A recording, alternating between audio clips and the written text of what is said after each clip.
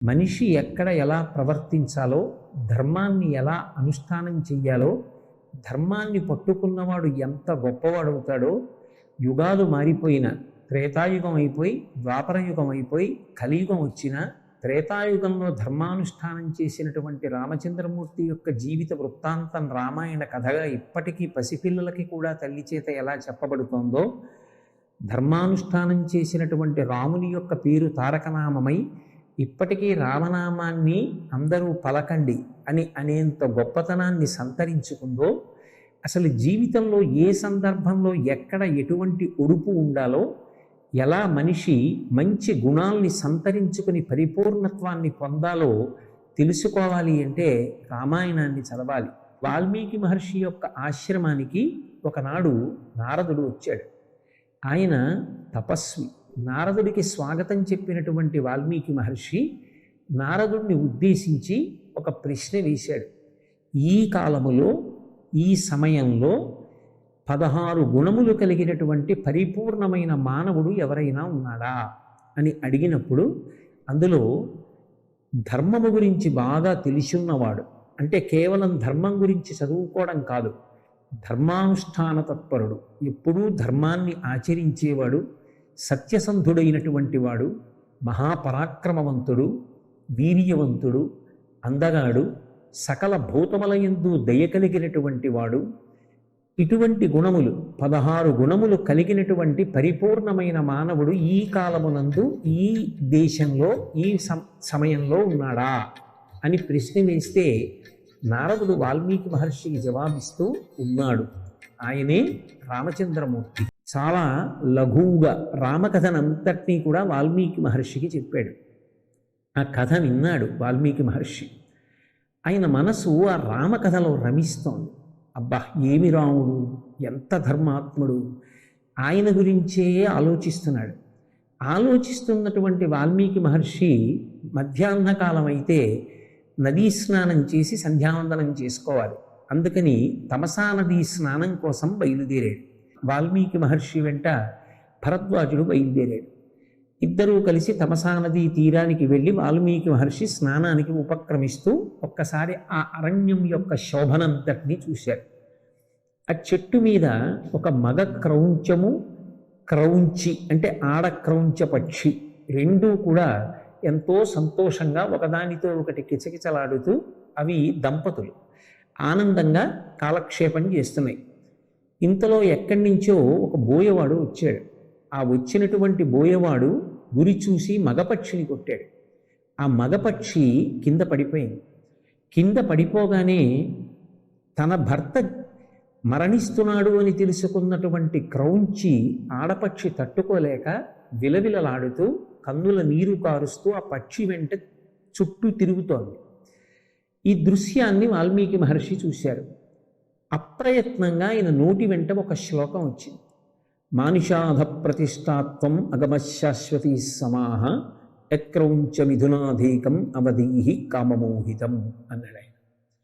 ఆ శ్లోకానికి అర్థం ఏమిటి అంటే, క్రౌంచపక్షులు రెండు ఎంతో సంతోషంగా గడుపుతుంటే అందులో మగపక్షిని ఒక దారుణమైన బాణం వేసి సంహరించినటువంటి ఓ బోయవాడ, నీవు శాశ్వతమైన అపకీర్తిని పొందెదవుగాక, ఎక్కువ కాలము జీవించకుండా ఉండెదవుగాక అంటే నిజానికి శాపం హక్కు విడిచిపెట్టాడు.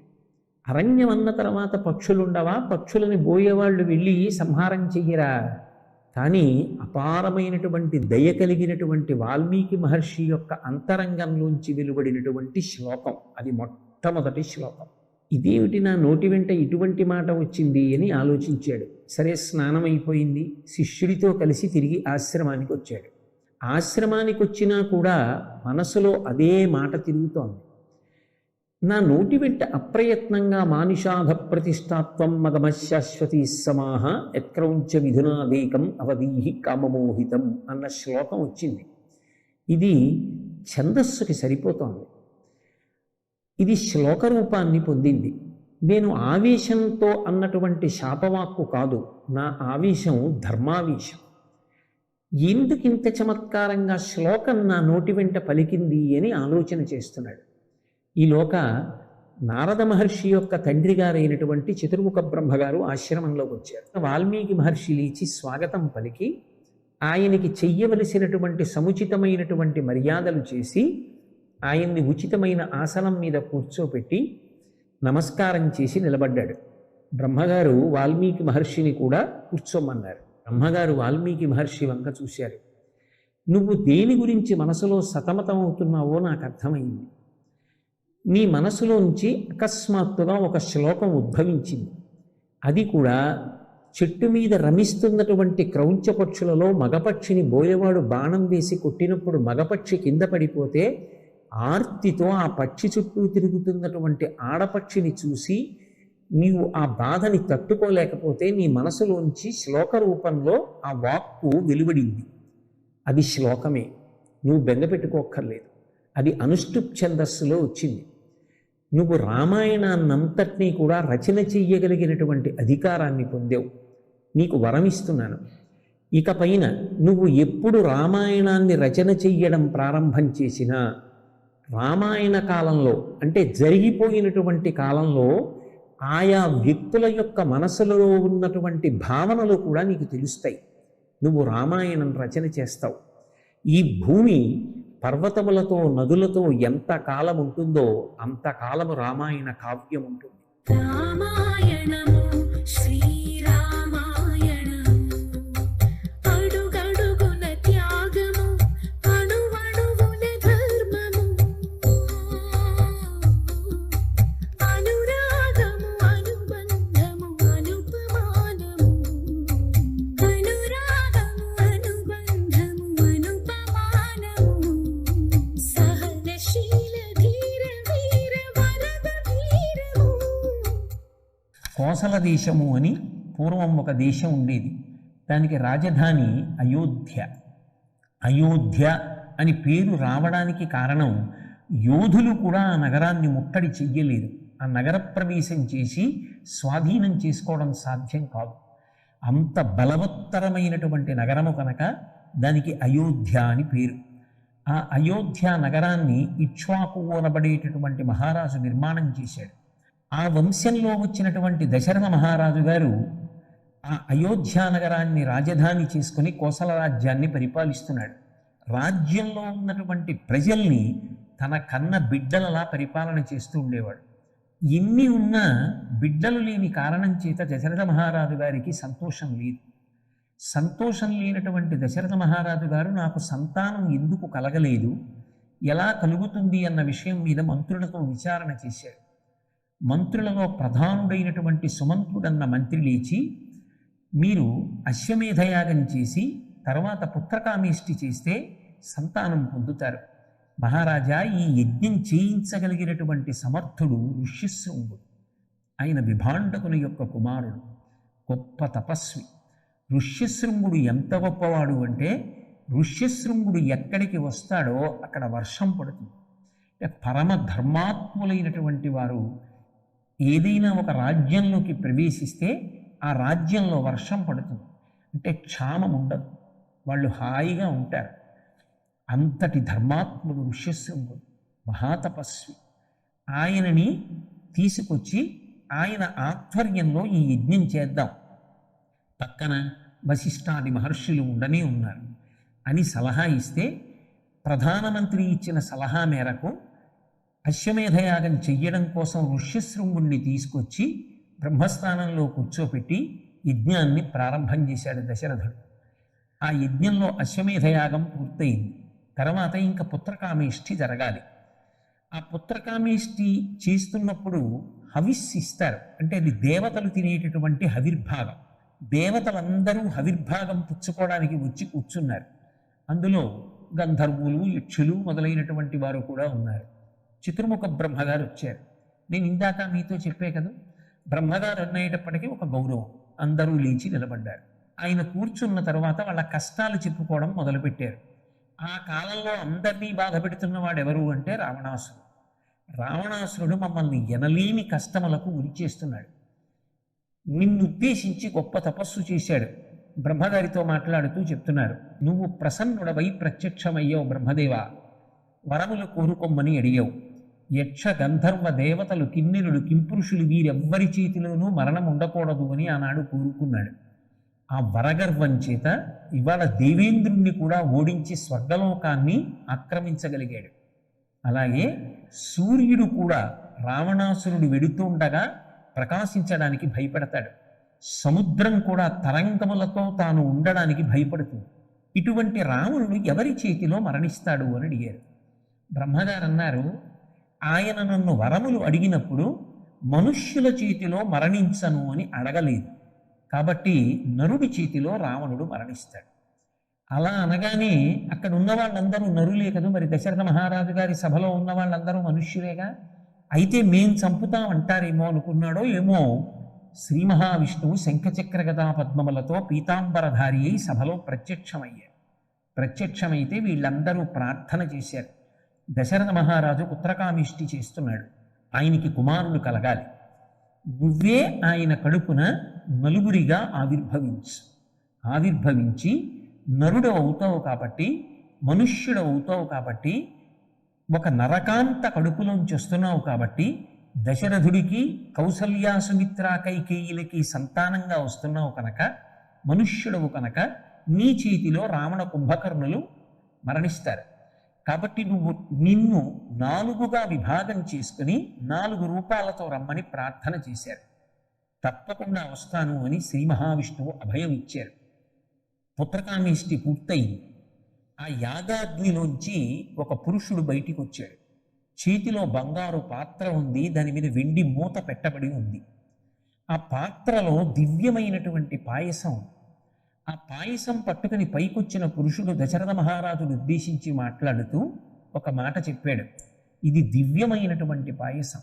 ఈ పాయసాన్ని తిన్నటువంటి వాళ్ళకి అనారోగ్యం ఉండదు, సంపదలు కలుగుతాయి, అన్నిటిని మించి సంతానం కలుగుతుంది. కాబట్టి నీకు ఈ పాయసాన్ని అనుగ్రహిస్తున్నానని ఆ పాత్రని దశరథ మహారాజు గారికి ఇచ్చాడు. దశరథ మహారాజు గారు ఆ పాత్రలో ఉన్న పాయసాన్ని తన భార్యలైనటువంటి కౌసల్య, సుమిత్ర, కైకేయిలకి పంచిపెట్టాడు. చైత్రమాసంలో శుక్లపక్షంలో నవమి తిథి నాడు రామచంద్రమూర్తి ఆవిర్భవించారు. దశమి తిథి నాడు ఆ సుమిత్రకి లక్ష్మణస్వామి, శత్రుఘ్నుడు వాళ్ళిద్దరూ కలిగారు. కైకేయికి భరతుడు జన్మించాడు. పెద్దవాడు రామచంద్రమూర్తి. రామలక్ష్మణ భరత శత్రుఘ్నులు నలుగురు కూడా వశిష్ఠ మహర్షి దగ్గర విద్యాభ్యాసం చేశారు. 4 కుమారులను పొందినటువంటి దశరథ మహారాజు గారు ఎంతో సంతోషంగా కాలం గడుపుతున్నాడు. పిల్లలు పెద్దవాళ్ళు అవుతున్నారు. ఒక రోజున దశరథ మహారాజు గారు సభ తీర్చి కూర్చుని ఉన్నాడు. అకస్మాత్తుగా విశ్వామిత్ర మహర్షి వచ్చారు అన్న వార్త వచ్చింది. విశ్వామిత్రుడు బ్రహ్మర్షి కాబట్టి దశరథుడు పరుగున ఎదురు వెళ్ళాడు. స్వాగతం పలికాడు, అర్ఘ్యపాద్యాలు ఇచ్చాడు, సముచితమైన ఆసనం చూపించాడు, కూర్చోపెట్టాడు. దగ్గరికి వెళ్ళాడు, చేతులు జోడించాడు. మీరు రావడం నా జన్మ సార్థక్యం. మీకు ఏం కావాలి చెప్పండి, నన్ను ఆజ్ఞాపించండి, మీకు ఏదైనా సరే నేను ఆ కార్యాన్ని చేసి పెడతానన్నాడు. విశ్వామిత్రుడు అన్నాడు, నేను ఒక యాగం చేస్తున్నాను, ఆ యాగాన్ని రక్షించవలసి ఉంది. ఎందుకని అంటే ఆ యాగం చేస్తున్నప్పుడు మారీచుడు, సుబాహువు అనబడేటటువంటి 2 రాక్షసులు వచ్చి ఆ యజ్ఞాన్ని భంగం చేస్తున్నారు. నేను రక్షించుకోగలను ఆ యాగాన్ని, నాకు శక్తి ఉంది. కానీ యజ్ఞం చేస్తున్నటువంటి వాడు కోపానికి వశుడై సంపడం లాంటి పనులు చెయ్యకూడదు. అందుకే యజ్ఞాన్ని సంరక్షించడానికి నీ కుమారుడైనటువంటి రాముణ్ణి నాతో పంపు అన్నాడు. నా కుమారుడికి 16 సంవత్సరముల వయస్సు కూడా నిండలేదు. చిన్న పిల్లవాడైన రాముడెక్కడా, అంతటి మహాబలవంతులైనటువంటి రాక్షసులెక్కడా, వాడెక్కడ యుద్ధం చేస్తాడు, నేను నా సైన్యంతో బయలుదేరి వస్తానన్నాడు. విశ్వామిత్రుడు అన్నాడు, నీకు తెలియని విషయం కాదు, పులస్త్య బ్రహ్మ యొక్క కుమారుడు విశ్రవసో బ్రహ్మ, విశ్రవసో బ్రహ్మ యొక్క కుమారుడు రావణ బ్రహ్మ. ఆ రావణ బ్రహ్మ ఇవాళ 3 లోకములను శాసిస్తున్నాడు. హరివీర భయంకరుడు. ఆయన పేరు చెప్తే దేవేంద్రుడు, దేవతలు కూడా భయపడతారు. అటువంటి రావణాసురుని యొక్క ఆజ్ఞ మేరకు మారీచ, సుబాహులు అరణ్యంలో తిరుగుతున్నారు. వాళ్ళు యజ్ఞాన్ని పాడు చేస్తున్నవాళ్ళు. వాళ్ళ నుండి యజ్ఞాన్ని రక్షించడానికి రాముణ్ణి పంపు. రాముడెవరో నీకు తెలియదు, వశిష్ఠ మహర్షికి తెలుసు, వామదేవాది మహర్షులకు తెలుసు, అందుకని రాముణ్ణి నాతో పంపన్నాడు. రాముణ్ణి పంపడం కాదు కదా, నేను కూడా రాను. రావణాసురుడి పేరు చెప్తే దేవతలే భయపడతారు, ఇక నేనెంత వాణ్ణి? నేను వచ్చి సైన్యంతో మాత్రం యజ్ఞాన్ని రక్షించగలనా? నా కుమారుడు రక్షించగలడా? అందుకని మన్నించండి అన్నాడు. నేను నువ్వు అడిగిన పని చేస్తానని ముందు మాటిచ్చి, ఇప్పుడు నేను ఒక విషయాన్ని ప్రతిపాదించిన తరువాత ఆ పని నేను చెయ్యలేనని తప్పించుకుంటున్నావు, దీర్ఘాయుష్మంతుడివికా అని ఆశీర్వచనం చేసి కోపానికి వశుడు కాకుండా విశ్వామిత్రుడు వెళ్ళిపోవడానికి ఉపక్రమించాడు. వెంటనే వశిష్ఠుడు లేచి విశ్వామిత్ర మహర్షి యొక్క ప్రభావం, ఆయన యొక్క తేజస్సు, ఆయనకి ఎంత అస్త్రవిద్య తెలుసో అన్నీ దశరథ మహారాజు గారికి చెప్పి సంతోషంగా విశ్వామిత్రుడితో నీ కుమారుణ్ణి పంపించు, చాలా శ్రేయస్సు కలుగుతుంది. అటువంటి వాడి చెంతన నీ కొడుకు ఉంటే ఎన్ని విషయాలో తెలుసుకుంటాడు. నా మాట విను, నీ కుమారుణ్ణి పంపమన్నాడు. వశిష్ఠ మహర్షి యొక్క ఆజ్ఞ మేరకి దశరథ మహారాజు గారు కౌసల్య రామలక్ష్మణుల్ని ఇరువురిని కూడా విశ్వామిత్ర మహర్షితో పంపించారు. విశ్వామిత్రుడి వెంట రామలక్ష్మణులు బయలుదేరారు. ముందు విశ్వామిత్రుడు నడుస్తున్నాడు, వెనక రామలక్ష్మణులు నడుస్తున్నారు. ఎక్కడికి గురువుగారు అని శిష్యులు అడగలేదు. ఎంత దూరం నడవాలి గురువుగారు అని శిష్యులు అడగలేదు. ముందు విశ్వామిత్రుడు వెళ్ళిపోతున్నాడు, వెనక రామలక్ష్మణులు వెళ్ళిపోతున్నారు. ఏమిటి రామాయణం చెప్పేది? గురువుగారి వెంట నడవడమే ఒక విశ్వవిద్యాలయం వెంట నడవడం. గురువుగారు ఏం మాట్లాడతారు? గురువుగారి నోటి వెంట వచ్చేటటువంటి ఏ మాట అయినా జీవితానికి ఉద్ధారకం. అది జీవితాన్ని పరిపుష్టం చేస్తుంది, గొప్ప సంస్కృతిని ఇస్తుంది, శీల వైభవాన్ని ఇస్తుంది. నడిచి నడిచి నడిచి నడిచి కొంత దూరం వెళ్ళిన విశ్వామిత్రుడు ఆగి వెనక్కి తిరిగి పిల్లల వంక చూశాడు. గురువుగారు ఎక్కడి వరకు అనలేదు, కాళ్ళు నిప్పెడుతున్నాయని లేదు. గురువుగారితో వెళ్ళడమే శ్రేయస్సని నా వెంట ఈ పిల్లలు వచ్చారు. ఎంత సంతోషపడిపోయాడు. కూర్చోమన్నాడు. ఆచమనం చేయండి. మీకు నేను బల అతి బల అనబడేటటువంటి 2 విద్యలను అనుగ్రహిస్తున్నాను. ఈ 2 విద్యల వలన మీకు కొన్ని గొప్ప శక్తులు కలుగుతాయి. యుద్ధం చేసేటప్పుడు ఆకలి పొందరు, దప్పిక ఉండదు. మీరు నిద్రపోతున్నప్పుడు కానీ పరాకుగా ఉన్నప్పుడు కానీ మిమ్మల్ని ఏ రాక్షసుడు సంహరించలేడు. ఆ విద్య మిమ్మల్ని కాపాడుతుంది. అవి మంత్రములు. ఆ మంత్రాధిష్టాన దైవములు మిమ్మల్ని రక్షిస్తాయి. మీకు ఆ విద్యను ఇస్తున్నానని ఇచ్చాడు. రాత్రి పడుకున్నారు. పిల్లలు కదూ, ఎక్కడో అంతఃపురంలో హంసతూలికా తల్పాల మీద మంచి వీణానాదం వింటూ పడుకోవడానికి అలవాటు పడిన పిల్లలు నడిచి నడిచి బడలిపోయి నదీ తీరంలో ఇసుక తిన్ని మీద పడుకున్నారు. తెల్లవారుసామైంది. బ్రాహ్మీ ముహూర్తం అంటారు. సరస్వతీ కటాక్షం కలిగేటటువంటి సమయం. ఆ సమయంలో చదువుకోవడం, జపం చేసుకోవడం, పూజ చేసుకోవడం, సాత్వికమైన కార్యం చెయ్యడం చేస్తారు. విశ్వామిత్ర మహర్షి స్నానం చేసి తాను చెయ్యవలసినటువంటి దైవ కార్యాన్ని నిర్వర్తించాడు. నిద్రపోతున్న పిల్లల దగ్గరికి వచ్చి నిద్రలేపాడు.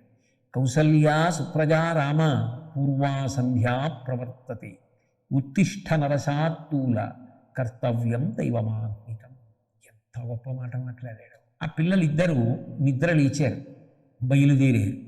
కొంత దూరం వెళ్ళిన తరువాత చీకటి పడుతోంది, ఇక సూర్యాస్తమయం అవుతుంది.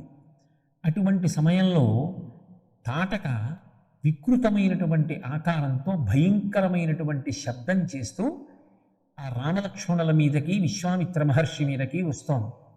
ఏమిటా చప్పుడు, ఎవరామె అని అడిగాడు రాముడు. వెంటనే విశ్వామిత్ర మహర్షి అన్నారు, నిజానికి పాడి పంటలతో సుభిక్షంగా ఉన్నటువంటి దేశం. ఈ 2 రాజ్యముల పేర్లు మలద, కరూష అని పేర్లు. ఈ తాటక అనబడేటటువంటి స్త్రీ యక్షిణి. ఆమె జన్మ చేత యక్షజాతికి చెందినది. ఆమెకి వరం ఉంది భగవంతుని వలన. అందుకే పుట్టుకతోనే ఆమె 1000 ఏనుగుల బలాన్ని సంతరించుకుంది. ఆమె కుమారుడైనటువంటి మారీచుడు ఈ వనాన్నంతటినీ కూడా నాశనం చేసి ఇక్కడికి వచ్చేటటువంటి వాళ్ళందరినీ కూడా ఇబ్బంది పెడుతున్నారు. ఆ కారణం చేత రామ, ధర్మమునకు గ్లాని కలుగుతోంది. నువ్వు ధర్మాన్ని రక్షించడం కోసం ఈమెని సంహరించాలి, కాబట్టి బాణం వేయి అన్నాడు. రాముడు ఒక్క క్షణం తటపటాయించినట్టుగా అనిపించింది విశ్వామిత్రుడికి. ఏం రామ, స్త్రీని చంపడమా అని ఆలోచిస్తున్నావా అన్నాడు. మీరు చెప్పినది చెయ్యమని మా తండ్రి గారు చెప్పారు. ఇప్పుడు మీరు తాటకా సంహారం చేయమన్నారు. కాబట్టి మా తండ్రి గారు చెప్పిన పని నేను చెయ్యాలి కనుక బాణం వేస్తాను. అంతేకాదు, మీరు నా గురువు, సర్వజ్ఞులు, మహాపురుషులు. అటువంటి మీ మాట నేను తిరస్కరించకూడదు. గురువుగారు చెప్పారు అంటే అందులో ధర్మం ఉంటుంది. కాబట్టి మీ మాటని మా తండ్రి గారి మాటని పట్టుకుని నేను తాటకా సంహారం చేస్తానని బాణప్రయోగం చేసి ఆమె యొక్క కాళ్ళు చేతులు తెగ్గొట్టాడు. అయినా ఆమె క్రౌర్యాన్ని పోగొట్టుకోకుండా రామలక్ష్మణుల మీద వచ్చి పడిపోవడానికి ప్రయత్నిస్తుంటే లక్ష్మణస్వామి బాణాలతో ఆమె యొక్క ముక్కు చెవులు తెగపోశాడు. అయినా ఆమె శబ్దాన్ని బట్టి తిన్నగా వచ్చి వాళ్ళ మీద పడి వాళ్ళని తన శరీరం చేత నలగకొట్టాలని ప్రయత్నం చేస్తుంటే రాముడు బాణప్రయోగం చేసి తాటకా సంహారం చేశాడు. తాటకా సంహారం అయిపోయిన తరువాత మరునాడు విశ్వామిత్రుడు యజ్ఞం చేయవలసిన ప్రదేశానికి చేరుకున్నాడు. చేరుకున్న తర్వాత అక్కడ విశ్వామిత్రుడు యజ్ఞం చేశాడు. చిట్ట చివరి రోజు దగ్గరికి వస్తోంది. అకస్మాత్తుగా మారీచి సుబాహులు ఇద్దరూ వచ్చారు. ఏమరపాటు లేకుండా ధనుర్బాణాలు పట్టుకుని రామలక్ష్మణులు ఇద్దరూ ప్రదక్షిణ పురస్సరంగా ఆ యజ్ఞం కుండాన్ని చుట్టూ తిరుగుతూ కాపాడుతున్నారు. ఆకాశ మార్గంలో వచ్చినటువంటి ఆ మారీచుడు సుబాహుడు అనబడేటటువంటి వాళ్ళు పెద్ద పెద్ద కుండలతో నెత్తులు తీసుకొచ్చి ఆ యజ్ఞకుండంలో పోస్తున్నారు. భగ్గున జ్వాల ప్రజ్వరిల్లుతో చూశాడు రాముడు. వెంటనే ఒక అస్త్రాన్ని ప్రయోగించి సుబాహువును సంహారం చేశాడు. అలాగే మానవాస్త్రాన్ని ప్రయోగించి ఎక్కడో 100 యోజనముల అవతల సముద్రంలో పడి గిలగిలా కొట్టుకునేటట్టుగా మారీచుణ్ణి దూరంగా కొట్టేశాడు. ఆగ్నేయాస్త్రాన్ని ప్రయోగించి మిగిలిన రాక్షసులందరినీ సంహరించాడు. విశ్వామిత్రుడు మహాసంతోషాన్ని పొందాడు. మిగిలినటువంటి దేవతలు కూడా ఆనందం పొందారు. దేవేంద్రాదులే వచ్చి రామలక్ష్మణుల్ని కీర్తించారు. మరునాడు విశ్వామిత్రుడు అన్నాడు, వచ్చిన కార్యం పూర్తయిపోయింది కదా, నిజానికి రామలక్ష్మణులు కావాలంటే వెనక్కి వెళ్ళిపోవచ్చు. కానీ విశ్వామిత్ర మహర్షి అన్నాడు, ఇక్కడికి దగ్గరలో మిథిలా నగరం ఉంది. ఆ మిథిలా నగరాన్ని జనక మహారాజు గారు పరిపాలన చేస్తున్నాడు. ఆయన ఒక గొప్ప యజ్ఞం చేస్తున్నాడు. ఆ యజ్ఞం చూడడానికి నేను బయలుదేరుతున్నాను.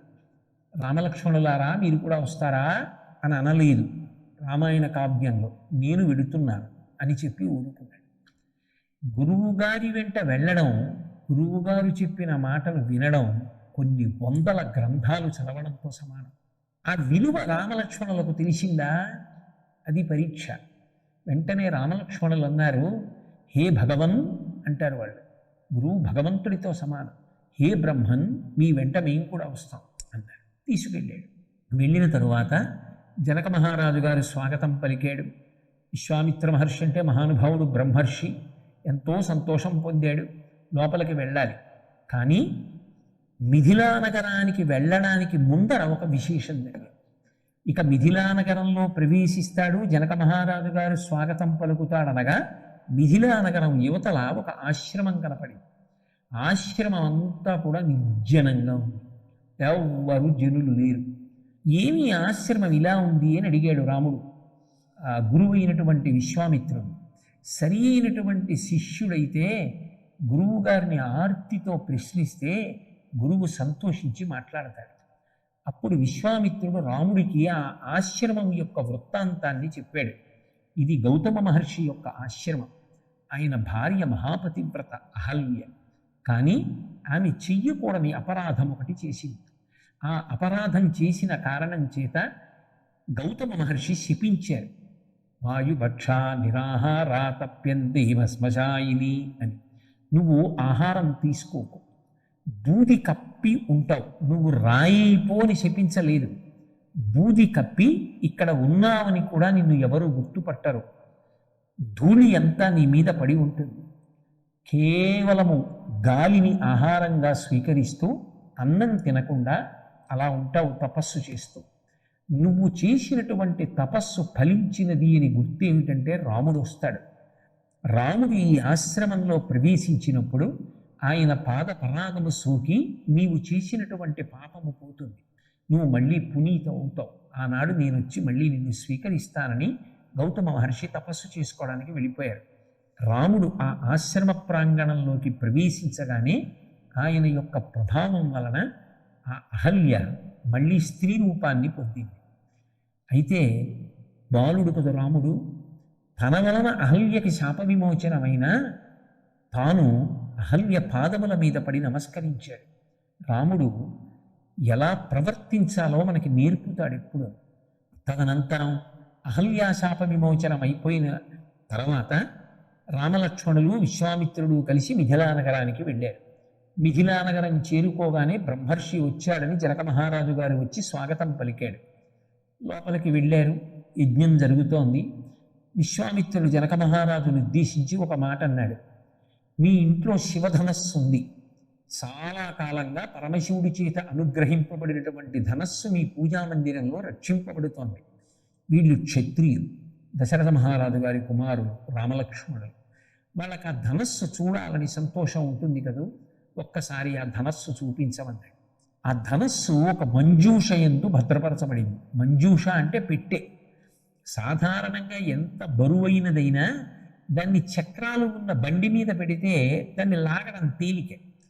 కానీ ఆ శివధనస్సు ఎంత బరువైనది, ఎంత తేజస్సు కలిగినది అంటే అది భద్రపరచబడినటువంటి మంజూషని అపారమైనటువంటి బలము కలిగినటువంటి 5,000 మంది యోధులు లాగి తీసుకొచ్చారు.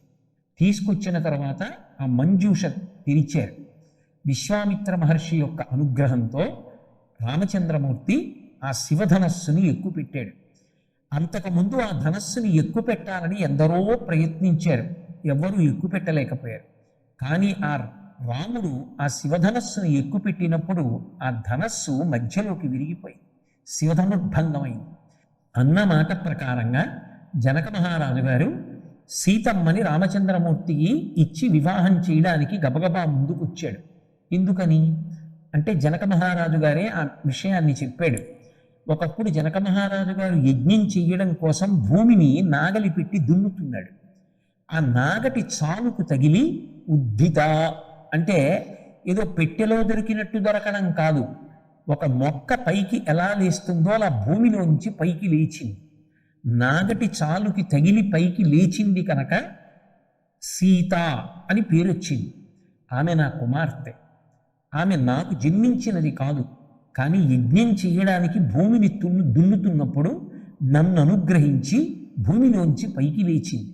ఆ పిల్లకి ఎవరిని భర్తని చెయ్యాలి అని నాకు అనుమానం వచ్చింది. జనకుడు చెప్తున్నమాట, ఎవరు శివధనస్సుని ఎక్కువ పెడతాడో వాడికిచ్చి సీతమ్మని వివాహం చేస్తాను అన్నాడు. రాముడు అన్నాడు, మా తండ్రి గారు దశరథ మహారాజు గారు అంగీకరిస్తే వివాహం చేసుకుంటానన్నాడు. దశరథుడికి కబురు చేశారు. దశరథ మహారాజు గారు తన పరివారంతో కలిసి వచ్చారు. సీతారాముల వివాహం చెయ్యొచ్చా, ఇద్దరి మధ్య సఖ్యత కుదురుతుందా దంపతులుగా? అక్కడ ఉన్నటువంటి పెద్దలందరూ కూడా మాట్లాడుకున్నారు. మాట్లాడుకున్న తర్వాత జనక మహారాజు గారి యొక్క కుమార్తెలు ఇద్దరు, సీత, ఊర్మిళ. జనక మహారాజు గారికి ఒక సోదరుడు ఉన్నాడు, ఆయన పేరు కుశధ్వజుడు.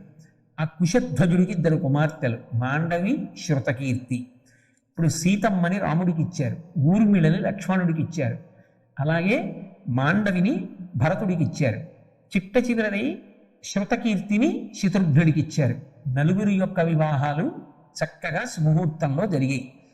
కళ్యాణం అయిపోయిన తర్వాత జరగవలసినటువంటి కార్యక్రమాలన్నీ ఆ వేడుకలు, ముచ్చట్లు, ఉత్సవాలు అన్నీ పూర్తయిపోయిన తర్వాత దశరథుడు తన యొక్క 4 కొడుకులతో, కోడళ్లతో, పరివారంతో కలిసి అయోధ్య నగరానికి బయలుదేరాడు. వెడుతుండగా అకస్మాత్తుగా పరశురాముడు ఎదురొచ్చాడు. రామ, నువ్వు శివధనస్సుని భంగం చేశావుట, నువ్వు చాలా గొప్పవాడి అని చెప్పుకుంటున్నారు, నా దగ్గర వైష్ణవ ధనస్సు ఉంది, ఇది ఎక్కువ పెడతావా అన్నాడు. వెంటనే రాముడు ఆ వైష్ణవ ధనస్సుని కూడా ఎక్కువ పెట్టాడు. అది చూసి, ఓ మహానుభావుడు, ఈయన అవతారం కాబట్టి ఇక నేను ఇక్కడ ఉండక్కర్లేదని పరశురాముడు తెలుసుకున్నాడు. తెలుసుకుని మహేంద్రగిరికి తపస్సు చేసుకోవడానికి వెళ్ళిపోయాడు.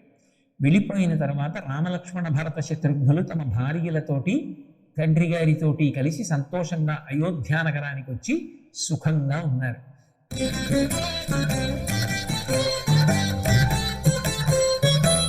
ఈ బాలకాండని రేపు పొద్దున్న మీరు వ్యాసంగా వ్రాయవలసి వచ్చిందనుకోండి, మీరు దీన్ని ఏదో పెద్ద కష్టపడి చదవాలి అని మనసులో భావన చెయ్యకండి.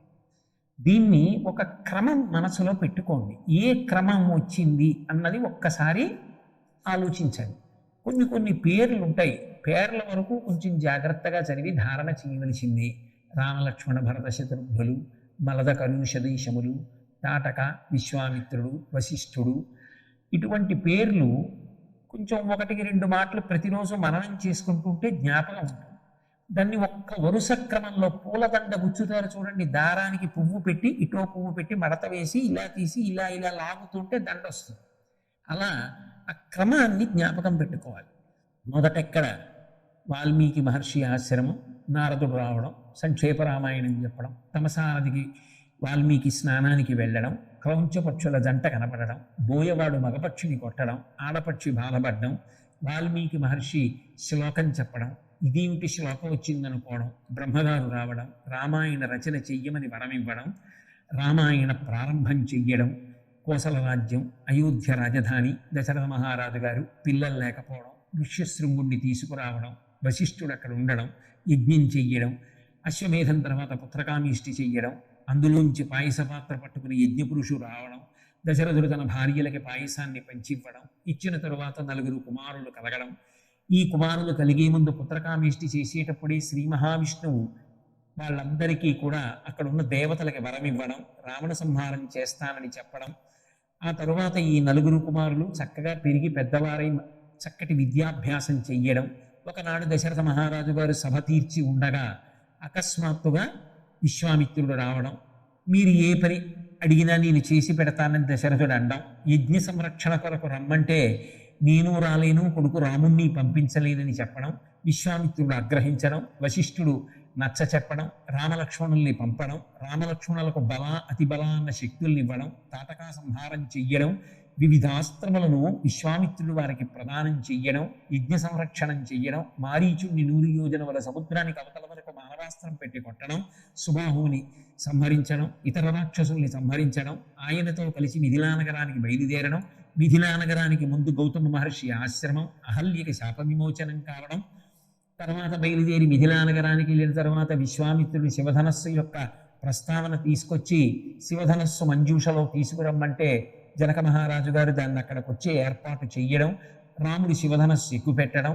శివధనుర్భంగం కావడం, సీతమ్మని ఇస్తానన్న దశరథ మహారాజు గారు వచ్చి నిర్ణయం చెయ్యాలనడం, దశరథుడు ఇతర పెద్దలు రావడం, వీరు ఒకరికొకరు తగినవారు అని చెప్పి ఆ జనకుని యొక్క 2 కుమార్తెల్ని, కుశధ్వజుని యొక్క 2 కుమార్తెల్ని రామలక్ష్మణ భరత శత్రుఘ్నులకి ఇచ్చి వివాహం చెయ్యడం, అందరూ కలిసి మళ్ళీ అయోధ్య నగరానికి బయలుదేరుతుంటే పరశురాముడు ఎదురు రావడం, వైష్ణవ ధనస్సును ఎక్కుపెట్టమనడం, రాముడు ఎక్కుపెట్టడం, మహేంద్రగిరి మీదకి తపస్సు చేసుకోవడానికి పరశురాముడు వెళ్ళిపోవడం, 4 భార్యలతో సంతోషంగా అయోధ్యకి తిరిగి రావడం, భరతుడు తన తాతగారింటికి భార్యతో కలిసి వెడుతూ తమ్ముడైన శత్రుఘ్నుణ్ణి మరదల్ని కూడా తీసుకుని వెళ్ళిపోవడం, రామలక్ష్మణులిద్దరూ తమ భార్యలైన సీత ఊర్మిళలతో కలిసి అయోధ్యానగరంలో దశరథ మహారాజు గారిని, కౌసల్య, సుమిత్ర, కైకేయిని సేవిస్తూ సంతోషంగా ఉన్నటువంటి ఘట్టం దగ్గర ఈ బాలకాండ పరిసమాప్తమైంది.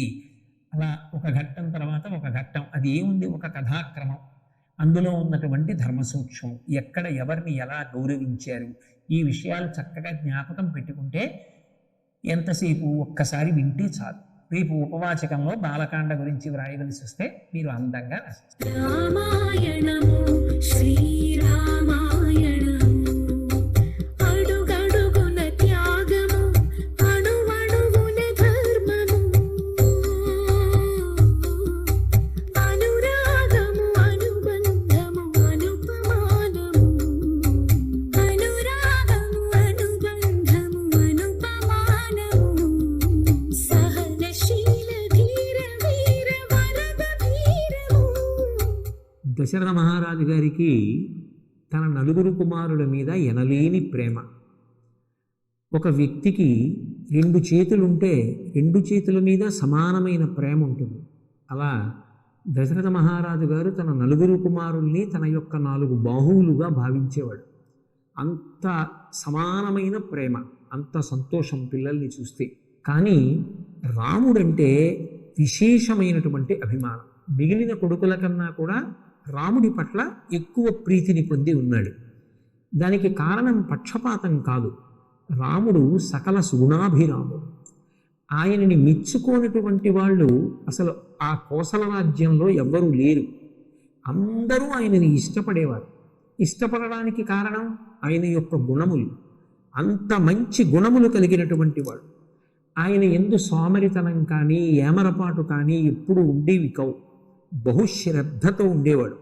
నిశ్చలమైనటువంటి భక్తి కలిగినటువంటి వాడు. విశేషించి పెద్దవాడు కనుక ఆయనకి యవరాజ్య పట్టాభిషేకం చెయ్యాలి అనుకున్నాడు. అంటే యువరాజుని చెయ్యాలి అనుకున్నాడు.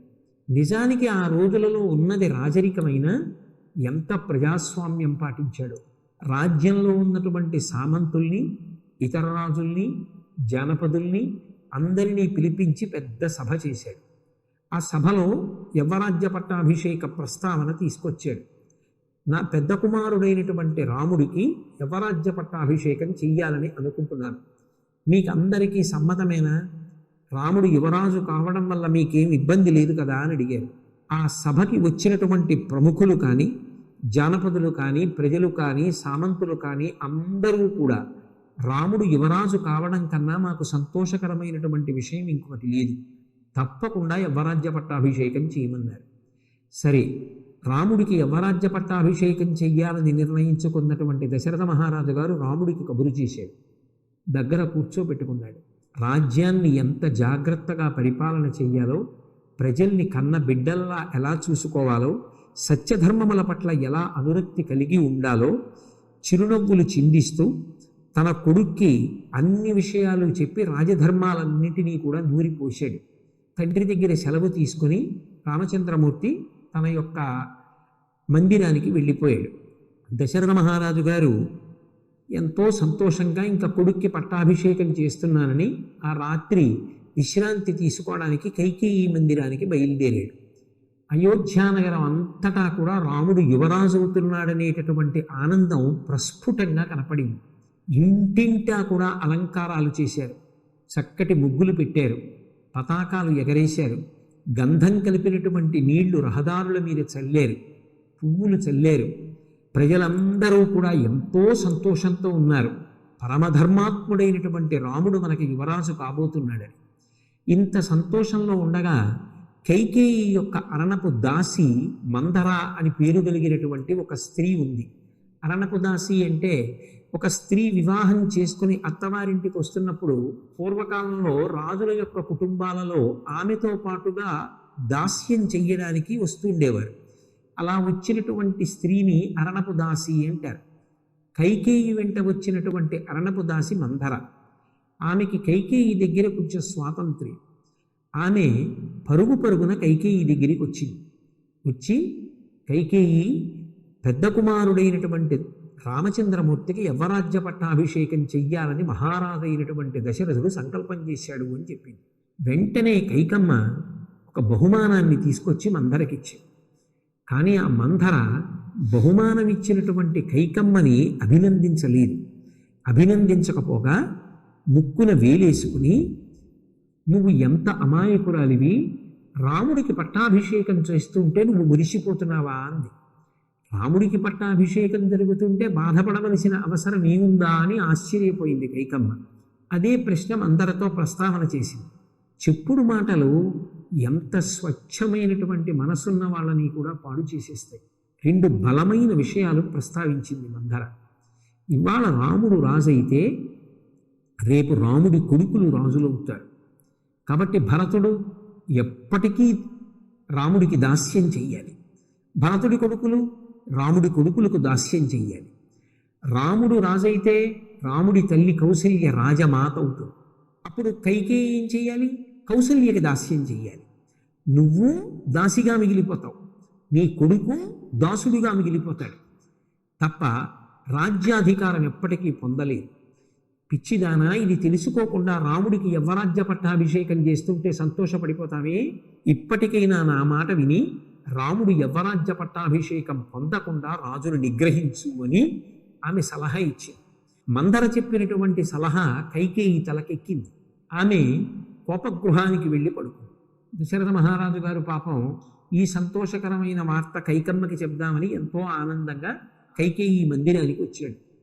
కోపగృహంలో ఉన్నటువంటి ఆ కైకేయి దగ్గరికి వెళ్ళి, అయ్యో ఇదేమి ఇలా భూమి మీద పడుకున్నావు, నీకు ఎవరు బాధ కలిగించారు అని ఎంతో ప్రేమగా ప్రశ్నించాడు. ఆమె వెంటనే లేచింది. రాముడికి యవ్వరాజ్య పట్టాభిషేకం చెయ్యాలని నిర్ణయం చేశారట. ఒకప్పుడు దేవతలతో యుద్ధం జరిగినప్పుడు నేను మీకు రథంలో సహకారం చేస్తే మీరు నాకు 2 వరాలు ఇచ్చారు. ఆ 2 వరాలు నేను కోరలేదు, ఇప్పుడు కోరుతున్నాను. ఇదే ముహూర్తానికి రాముడికి జరగవలసినటువంటి యవ్వరాజ్య పట్టాభిషేకానికి బదులుగా నా కుమారుడైనటువంటి భరతుడికి పట్టాభిషేకం జరగాలి. యవ్వరాజ్య పట్టాభిషేకం పొందవలసినటువంటి రాముడు 14 సంవత్సరములు అరణ్యవాసానికి వెళ్ళిపోవాలి. ఆ వెళ్ళిపోవడం కూడా జటాధారి అయి జటలు కట్టుకుని నారచీరలు ధరించి జింక చర్మాన్ని చుట్టుకుని దండకారణ్యంలో వసించాలి. రాజ్యంలో ఉండకూడదు. అలా 14 సంవత్సరములు వనవాసం చెయ్యాలి. ఈ 2 నా వరములంది. ఈ మాట వినగానే దశరథ మహారాజు గారు గండ్రగొడ్డలి పెట్టి మద్ది చెట్టుని నరికితే ఎలా నేల కూలిపోతుందో అలా నేల కూలిపోయాడు. ఆయనకి రాముడి మీద ఉన్నటువంటి ప్రీతి అటువంటిది. ఆయన ఆమె మాట వినడంతోనే స్పృహ తప్పి కింద పడిపోయాడు. ఆ రాత్రి ఎంత కైకమ్మని ఎంత బ్రతిమాలాడో. చిట్ట చివరికి కైకమ్మ యొక్క 2 పాదములు కూడా పట్టుకున్నాడు. నా మీద కనికరించు, వృద్ధుడనైపోయాను, రాముడు లేకుండా జీవించలేను. సకల సుగుణాభిరాముడైనటువంటి రాముణ్ణి అరణ్యవాసానికి పంపి నీ కుమారుడైనటువంటి భరతుడికి పట్టాభిషేకం చెయ్యడం ధర్మం కాదు. కైకేయి నీ మనసు మార్చుకొమ్మని, వరములను ఉపసంహారం చెయ్యమని ఎంతో ప్రార్థన చేశాడు. కానీ చెప్పుడు మాటలు విన్నటువంటి కైకమ్మ యొక్క మనసు బండరాయిలా మారిపోయింది. నిజానికి కైకమ్మ మనసు అమృత హృదయం. రాముడికి యవ్వరాజ్య పట్టాభిషేకం అంటే ప్రారంభంలో బహుమానం తీసుకొచ్చి ఇచ్చింది మందరకి. కానీ అదే మందర కైకమ్మ మనసు విరిగిపోయేటట్టుగా మాట్లాడితే పాపం రాక్షసిలా మారిపోయింది, బండరాయిలా మారిపోయింది. భర్త పాదములు పట్టుకున్నా కూడా ఆమె మనసు కరగలేదు. తెల్లవారింది, రాముడు వచ్చాడు. దశరథ మహారాజు మాట్లాడలేకపోయాడు. కానీ కైకమ్మంది, రాత్రి నేను 2 వరాలు అడిగాను. ఒకటి, భరతుడికి పట్టాభిషేకం జరగాలి. ఇదే ముహూర్తానికి నువ్వు 14 సంవత్సరముల వనవాసం చెయ్యడానికి దండకారణ్య ప్రవేశం చెయ్యాలి. ఇప్పుడే వెళ్ళిపోవాలి. నేను చూస్తూ ఉండగా వెళ్ళిపోవాలి. ఆలస్యం జరగడానికి వీలు లేదు. ఈ 2 నీ తండ్రి నాకు ఇచ్చిన వరాలు. రాముడు అన్నాడు, అమ్మా నాకు ధర్మం కావాలి, నాన్నగారు చెప్పిన పని నాకు చెయ్యడం కావాలి. నిన్న రాత్రి నాన్నగారు పిలిచి యవ్వరాజ్య పట్టాభిషేకం చేసుకో అన్నారు. నాన్నగారు చెప్పారు కాబట్టి పట్టాభిషేకం చేసుకుంటానన్నారు. ఇవాళ నాన్నగారు పిలిచి అరణ్యవాసం చెయ్యంటే సంతోషంగా అరణ్యవాసానికి వెళతా. నాకు కావలసింది నాన్నగారు చెప్పిన పని చేయడం, అంతేకాని నాన్నగారు చెప్పిన దాంట్లో నాకు ఎంత బాగుంటుందన్న పని చేయడం, నాకు బాగుండదన్నది నాన్నగారు చెప్పినదైనా చేయకుండా ఉండడం నాకు అలవాటైన విషయం కాదు. నా ధర్మం నేను పాటిస్తాను. ఏమిటి పుత్రధర్మం? తండ్రి చెప్పిన పని చెయ్యడం. తండ్రి గారు అరణ్యవాసానికి వెళ్ళమన్నారు, తప్పకుండా వెళతానమ్మా అని మూర్ఖంలో చిన్న వికారం కూడా లేకుండా 14 సంవత్సరముల అరణ్యవాసం చెయ్యడానికి నిశ్చయం చేసుకున్నవాడై రాముడు బయలుదేరి తన తల్లి అయిన కౌసల్యామాత మందిరానికి వెళ్ళాడు. తల్లి పాదములకు నమస్కరించి, అమ్మా నేను అరణ్యవాసానికి బయలుదేరుతున్నాను అన్నాడు. కౌసల్య ముందు అంగీకరించలేదు. రామా నేను కూడా నీతో వచ్చేస్తాను.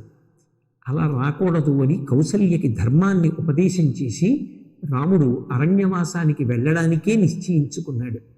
పెద్దల పట్ల నీకున్నటువంటి భక్తి ఎంత గొప్పది, గురువుల పట్ల నీకున్నటువంటి భక్తి, ధర్మం మీద నీకున్న అనురక్తి, పుత్రుడిగా నీ ధర్మం నువ్వు చెయ్యాలన్న నీ అభిలాష ఉన్నదే, నీ కృతనిశ్చయం ఉన్నదే, నీ ధర్మానురక్తి ఉన్నదే, రామా ఇది నిన్ను కాపాడుతుంది. ధర్మాన్ని నమ్ముకున్నవాడు పాడవడం. కాబట్టి రామ వెళ్ళిరా అని తల్లి ఆశీర్వచనం చేసి పంపింది. రాముడు సీతమ్మ మందిరంలోకి వెళ్ళాడు. తాను అరణ్యవాసానికి వెడుతున్నాను అని చెప్పాడు. సీతమ్మ తాను వస్తానని. కానీ తండ్రి గారు నన్నొక్కడే అరణ్యవాసం చెయ్యమన్నారు తప్ప నీతో కలిసి చెయ్యమనలేదు. అందుకు నువ్వు అయోధ్యానగరంలోనే ఉండు. నేను లేనప్పుడు అయోధ్యానగరంలో ఉండగా నువ్వు ఇలా ప్రవర్తించాలని, ఆమె ఎలా ప్రవర్తించాలో, ఎంత గౌరవంతో ఉండాలో, ఎంత మర్యాదతో ఉండాలో రాముడు చెప్పాడు. అన్నీ విన్న సీతమ్మ అంది, మీరు పక్కన లేనప్పుడు నాకు ఏ భోగభాగ్యములు అక్కర్లేదు. మీరు పక్కన ఉంటే అదే నాకు స్వర్గం, అదే నాకు సకల సౌభాగ్యాలు తప్ప మీరు పక్కన లేకుండా నేను ఉండలేను. అందుకని నేను కూడా మీతో వస్తాను అంగీకరించాడు. బయటికి వచ్చేటప్పటికి సోదరుడైనటువంటి లక్ష్మణస్వామి రామచంద్రమూర్తి పాదముల మీద పడి ప్రార్థన చేశాడు. అన్నయ్య, నిన్ను విడిచిపెట్టి నేను ఉండలేను, అందుకే నన్ను కూడా నీతో అరణ్యవాసానికి తీసుకెళ్ళు అన్నాడు. లక్ష్మణస్వామి యొక్క భక్తి ప్రేమ ఎటువంటివో రాముడికి తెలుసు కాబట్టి రాముడు అంగీకరించాడు. రాముడు, లక్ష్మణుడు, సీతమ్మ రథం ఎక్కి అరణ్యవాసానికి బయలుదేరారు. అయోధ్యానగరంలో ఉండేటటువంటి ప్రజలందరూ కూడా రాముడి వెంట అరణ్యవాసానికి వెళ్ళిపోతాం, రాముడు లేని అయోధ్య మాకు అక్కర్లేదు, మేము ఇక్కడ ఉన్నామని వృద్ధులైనటువంటి వాళ్ళు కూడా రాముడి యొక్క రథాన్ని అనుగమించి వెళ్ళిపోయారు. చీకటి పడే సమయానికి తమసా నదీ తీరానికి చేరుకున్నారు. ఆ తమసా నదీ తీరంలో విడిది చేశారు. రామలక్ష్మణులు, సీతమ్మ కూడా విశ్రమించారు. రామచంద్రమూర్తి ఆలోచించాడు, అరణ్యవాసం 14 సంవత్సరములు చెయ్యాలి. ఈ పౌరులు నా మీద ఉన్నటువంటి ప్రేమతో ఇలాగే నన్ను అనుగమించి వస్తే అక్కడ క్రూర మృగాల యొక్క ధాటికి తట్టుకోలేరు. వీళ్ళు నిష్కారణంగా కష్టపడాలి. అరణ్యవాసం చెయ్యవలసినటువంటి వాళ్ళం మేము ముగ్గురమే, అంతేకాని నా కోసం ఎందుకు ఇంతమందిని బాధ పెట్టాలని అందరూ గాఢ నిద్రలో ఉండగా తెల్లవారుజామున లేచి ఎవ్వరికీ చెప్పకుండా సీతాలక్ష్మణులతో కలిసి రథం ఎక్కి బయలుదేరి వెళ్ళిపోయాడు. ఆ నిద్ర లేచినటువంటి పౌరులు సీతారామ లక్ష్మణులు కనపడక అలమటించారు. ఓహో, రాముడు మన మీద ఉన్నటువంటి ఎనలేని ప్రేమ చేత వెళ్ళిపోయాడు, మనం ఈ గాఢ నిద్రకి వశులమై ఇలా పడుకుని ఉండిపోయామని వాళ్ళు బాధపడుతూ తిరిగి వెళ్ళిపోయారు. అలా బయలుదేరినటువంటి రామలక్ష్మణులు, సీతమ్మ వేదశ్రుతి, గోమతి, సనందిక అనబడేటటువంటి నదులు దాటారు. దాటి ఆ గంగా తీరంలో శృంగిబేరపురము అనబడేటటువంటి ఒక ఊరు ఉంది. అక్కడ గుహుడు అనబడేటటువంటి వ్యక్తి ఉన్నాడు. ఆయన వేటాడి జీవనం చేస్తూ ఉంటాడు. ఎటువంటి వ్యక్తి అయినా సరే ప్రేమ కలిగి ఉంటే అతనితో స్నేహం చేయడానికి రాముడు వెనకాడడు. రాముడి యొక్క గొప్పతనం మీరందరూ తెలుసుకోవలసినటువంటిది, తప్పకుండా జ్ఞాపకం పెట్టుకోవలసింది ఒకటి ఉంది. రామాయణం 24,000 శ్లోకాలు. 24,000 శ్లోకాలలో రాముడు ఏ ఒక్కరిని కూడా వీడు పనికి మాలినవాడు అన్నమాట అన్నాడు. రాముడి దృష్టిలో, భగవంతుని యొక్క సృష్టిలో పనికి మాలిన పదార్థం అన్నది లేదు. అందరిలో ఏదో ఒక విశిష్టత ఉంటుంది. అందుకే రాముడు అసలు ఎవ్వరిని తక్కువ చేసి కానీ చిన్నపుచ్చి కానీ మాట్లాడడు. అది ఆయన గొప్పతనం. మీరు గమనించండి, వానరులతో స్నేహం చేస్తాడు, రాక్షసుడైన విభీషణుడితో స్నేహం చేస్తాడు, ఆటవికుడైనటువంటి గుహుడితో స్నేహం చేస్తాడు, మహర్షులైనటువంటి విశ్వామిత్ర వశిష్ఠుల్ని సేవిస్తాడు. ఆయన అందరితో కలుస్తాడు తప్ప నేను ఎవరో కొంతమందితోనే కలిసి ఉంటాను తప్ప అందరితో కలవననేటటువంటి లక్షణం రాముడి యందు కనపడదు. అలా అందరితో కలిసిమెలిసి ఉండాలి. తన యొక్క ప్రభావం ఇతరుల మీద పడాలి, కానీ ఇతరుల యొక్క ప్రభావం తన మీద పడకూడదు. పెద్దలు చెప్పిన మాటలు జ్ఞాపకం పెట్టుకుని ఉత్తమమైన శీల వైభవాన్ని నిలబెట్టుకుని మనిషి మంచి పథంలో ప్రయాణించాలి. రామాయణం చదివితే రాముడి జీవన విధానం చూస్తే ఇది అర్థమవుతుంది. అందుకే గుహుడు ఆటవికుడైన, శృంగిబేరపురంలో కేవలం వేటాడి జీవించేవాడైనా అతని ప్రేమని గుర్తించాడు. అతని దగ్గర ఆతిథ్యం తీసుకున్నాడు. ఆ రాత్రి అక్కడే విశ్రాంతి తీసుకున్నాడు. మరునాడు గంగా తీరం దాటి గంగా యమునా సంగమ ప్రదేశానికి చేరుకున్నాడు. అక్కడ భరద్వాజాశ్రమం ఉంది. ఆ గంగా నదిని దాటేటప్పుడు సీతమ్మ గంగా నదిని ప్రార్థన చేసి, నీ అనుగ్రహం చేత మేము అరణ్యవాసం పూర్తి చేసుకొని మళ్ళీ సంతోషంగా తిరిగి వచ్చేటట్టుగా అనుగ్రహించమని. రాముడు సరయూ నదీ తీరానికి వెళ్ళి అయోధ్యని విడిచి వెళ్ళిపోయేటప్పుడు అయోధ్యానగరం వంక తిరిగి నమస్కారం చేస్తాడు. రామాయణం చదువుకున్నప్పుడు మనందరం ఒకటి గుర్తుపెట్టుకోవాలి, నదులకు అధిష్టాన దైవములు ఉంటాయి. ఆ నదులు మనని అనుగ్రహిస్తాయి. మనందరం ఇవాళ ఇంత సంతోషంగా ఉన్నామంటే గోదావరి నది నీరు తాగి మన దాహం తీర్చుకుంటున్నాం. గోదావరి నదీ జలముల చేత సేద్యము చేయబడినటువంటి పంటలు తిని మనం ఆరోగ్యంగా ఉన్నాం. ఆ నదుల యొక్క అధిష్టానాన్ని మనందరం కూడా భక్తితో గౌరవించాలి. సీతమ్మ చేసింది అదే. మనం ఏ ఊరిలో ఉంటున్నామో ఆ ఊరు విడిచిపెట్టి వేరొక ఊరు వెళ్ళేటప్పుడు ఒక్కసారి ఆ ఊరి అధిష్టాన దేవతకి నమస్కారం చేసి వెళ్ళాలి. మళ్ళీ మేము క్షేమంగా వచ్చేటట్టుగా అనుగ్రహించమని. రాముడు అందుకే అయోధ్యానగరం వైపు తిరిగి నమస్కారం చేస్తాడు. సీతమ్మ గంగా నదికి నమస్కారం చేస్తుంది. దాటి వారు ఆ గంగా యమునా సంగమ ప్రదేశంలో ఉన్నటువంటి భరద్వాజుడు అనబడేటటువంటి మహర్షి యొక్క ఆశ్రమానికి చేరుకున్నారు. మహర్షి అన్నారు, 14 సంవత్సరముల అరణ్యవాసం పూర్తయిపోయే వరకు మీరు నా దగ్గరే ఉండమన్నారు. కానీ మహర్షి ఆశ్రమంలో ఉంటే కొంత ఇబ్బంది కలుగుతుంది, ఆయనకి తమ వలన ఏ అసౌకర్యం కలగకూడదనేటటువంటి ఉత్తమమైన భావన చేత రాముడు వేరొక చోట ఉండడానికి ఇష్టపడ్డాడు. అప్పుడు భరద్వాజ మహర్షి ఒక మాట చెప్పారు. ఇక్కడికి కొంత దూరంలో చిత్రకూటము అనబడేటటువంటి ప్రదేశం ఉంది. ఆ చిత్రకూటము అనేటటువంటి ప్రదేశంలో సీతాలక్ష్మణులతో కలిసి నువ్వు నివాసం చెయ్యమన్నారు. గుహుని యొక్క దూతలు రాముణ్ణి అనుగమించి చూస్తూ వస్తున్నారు. ఇక్కడ వరకు చూశారు. వెనక్కి వెళ్ళి ఈ మాట గుహుడితో చెప్పారు. గుహుడు చెప్పినటువంటి మాటలను ఆ రాముడి యొక్క రథానికి సారథ్యం చేసి తీసుకొచ్చినటువంటి దశరథుని యొక్క మంత్రి అయిన సుమంత్రుడు విన్నాడు. ఆయన తిరిగి వెళ్ళి అయోధ్యానగరంలో చెప్పాడు.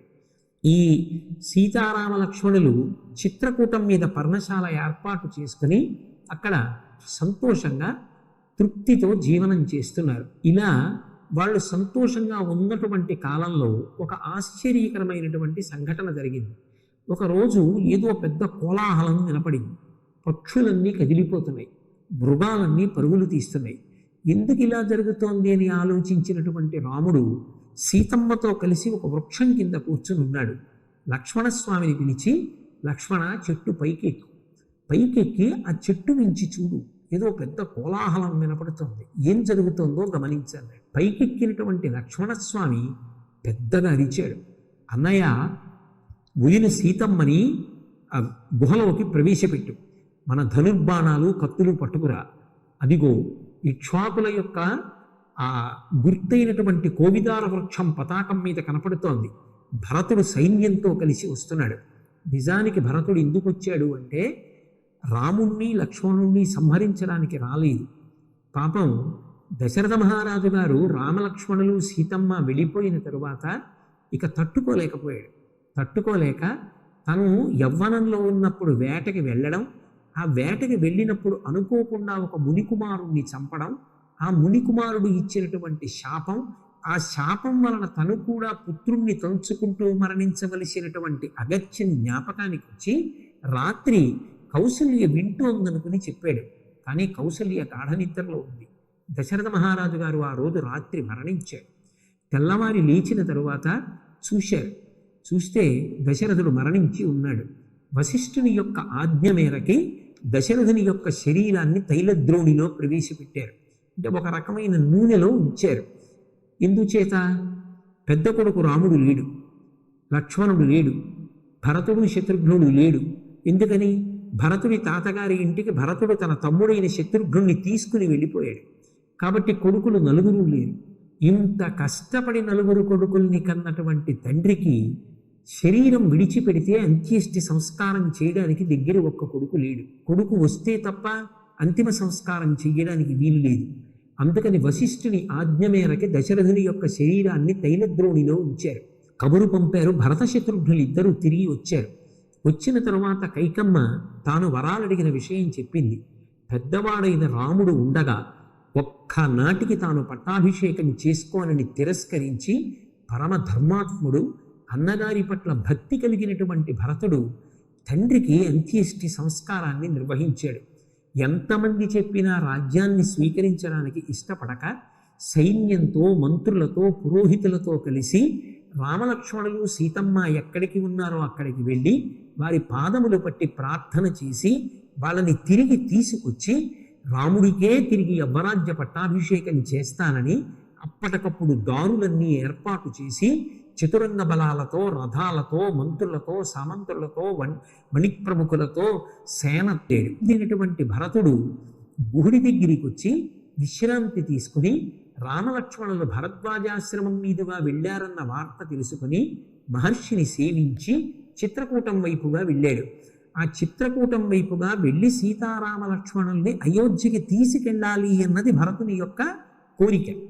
కానీ రాముడు ఏదో కోలాహలంగా ఉంది, ఎవరొస్తున్నారో చూడు అని చెప్పినప్పుడు చెట్టుపైకెక్కి చూసినటువంటి లక్ష్మణుడు, అన్నయ్య అన్నయ్య అదిగో కోవిదార వృక్షం కనపడుతోంది పతాకం మీద. భరతుడు నిన్ను అరణ్యవాసానికి పంపడమే కాకుండా శత్రుశేషం ఉండకూడదని నిన్ను నన్ను సంహరించి రాజ్యాన్ని శాశ్వతంగా పొందడం కోసం సైన్యంతో బయలుదేరి వస్తున్నాడు. అందుకే వదినుని గుహలో ప్రవేశపెట్టు, ధనుర్బాణాలు పట్టుకురా, మన కత్తులు పట్టుకురా, ఇప్పుడే భరతుణ్ణి శత్రుఘ్నుణ్ణి సైన్యాన్ని సంహరిస్తానన్నాడు. రాముడు తొట్లుపడలేదు, ఒక్క మాట అనలేదు. రాముడు అంత బాగా ఆలోచిస్తాడు. ఆయన అన్నాడు, లక్ష్మణ నీకు రాజ్యం కావాలా? భరతుడు వచ్చిన తరువాత చెప్పి రాజ్యం ఇప్పిస్తాను, కిందకి దిగిరా. ఆ మాట అనేటప్పటికీ లక్ష్మణస్వామి తాను చేసిన తప్పు తెలుసుకున్నాడు. మెల్లిగా దిగొచ్చి రామచంద్రమూర్తి దగ్గర చేతులు జోడించి నిలబడ్డాడు. ఈలోగా భరతశత్రుఘ్నులు గబగబా బయలుదేరి వచ్చారు. వచ్చి రామచంద్రమూర్తి యొక్క పాదాల మీద, సీతమ్మ పాదాల మీద పడి అనేక విధాలుగా ప్రార్థన చేశారు. తిరిగి అయోధ్యానగరానికి వచ్చి అవరాజ్య పట్టాభిషేకం చేసుకోమని. నేను అరణ్యవాసం చేస్తానని మాట ఇచ్చినది తండ్రి దశరథ మహారాజు గారికి. ఇప్పుడు తండ్రి దశరథ మహారాజు శరీరంతో లేడు. నన్ను వెనక్కి రా అని మళ్ళీ పిలిచే అధికారం తండ్రికి ఉంది. ఆ తండ్రి ఇప్పుడు శరీరంతో లేడు. తండ్రి గారు ఇప్పుడు శరీరంతో లేరు కదా అని నేను ఒకనాడు ఇచ్చిన మాట కాదని వెనక్కి వస్తే నేను అన్న మాట పోతుంది. కాబట్టి నేను వెనక్కి రాను. 14 సంవత్సరములు అరణ్యవాసాన్ని పూర్తి చేసిన తరువాతే తిరిగి వస్తానన్నాడు. కాదు తిరిగి వచ్చి రాజ్యం తీసుకోమంటాడు భరతుడు. కాదు 14 సంవత్సరములు అరణ్యవాసమే చేస్తానంటాడు రాముడు.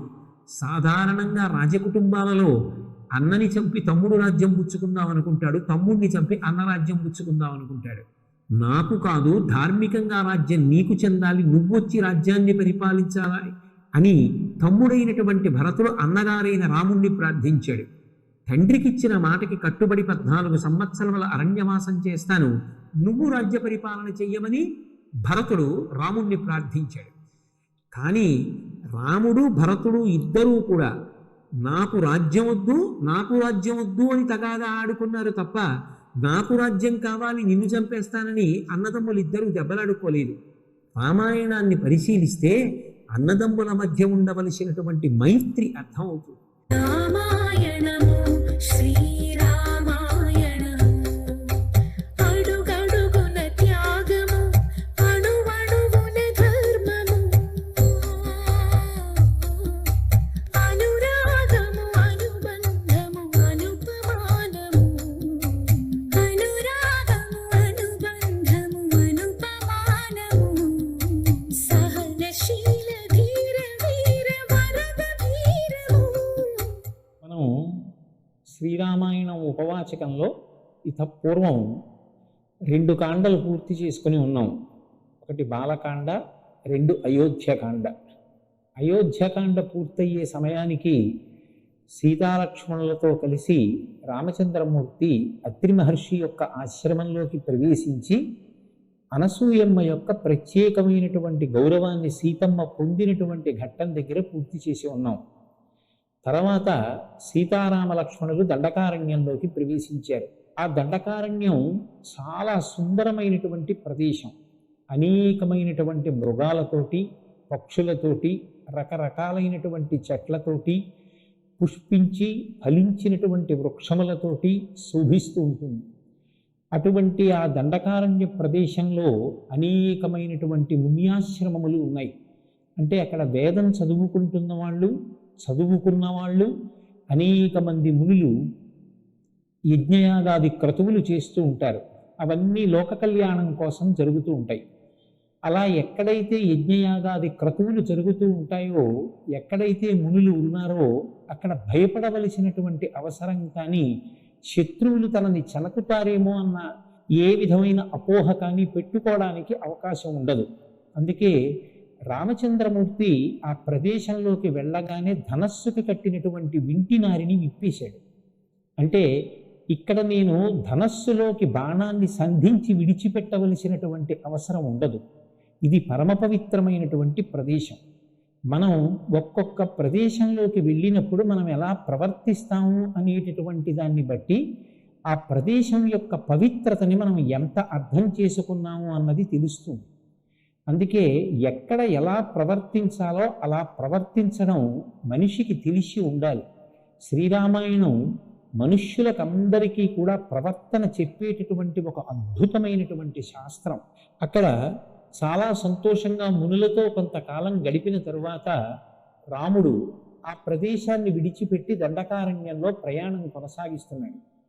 అలా విడుతుండగా వాళ్ళకి విరాధుడు అనబడేటటువంటి ఒక భయంకరమైనటువంటి రాక్షసుడు తటస్థించాడు. ఆ రాక్షసుడు సీతారామ లక్ష్మణుల్ని చూసి వాళ్ళని భయపెట్టి సంహరించి తాను తినేయాలనేటటువంటి ఉద్దేశ్యంతో వాళ్ళ మీద పడి రామలక్ష్మణులు ఇద్దరినీ కూడా తన చేతులతో పట్టుకుని తీసుకుపోయేటటువంటి ప్రయత్నం చేస్తున్నాడు. ఆ రామలక్ష్మణులు ఇద్దరూ రాక్షసుని చేత తీసుకుపోబడుతున్నారన్న విషయాన్ని గమనించినటువంటి సీతమ్మ ఆక్రోశిస్తోంది.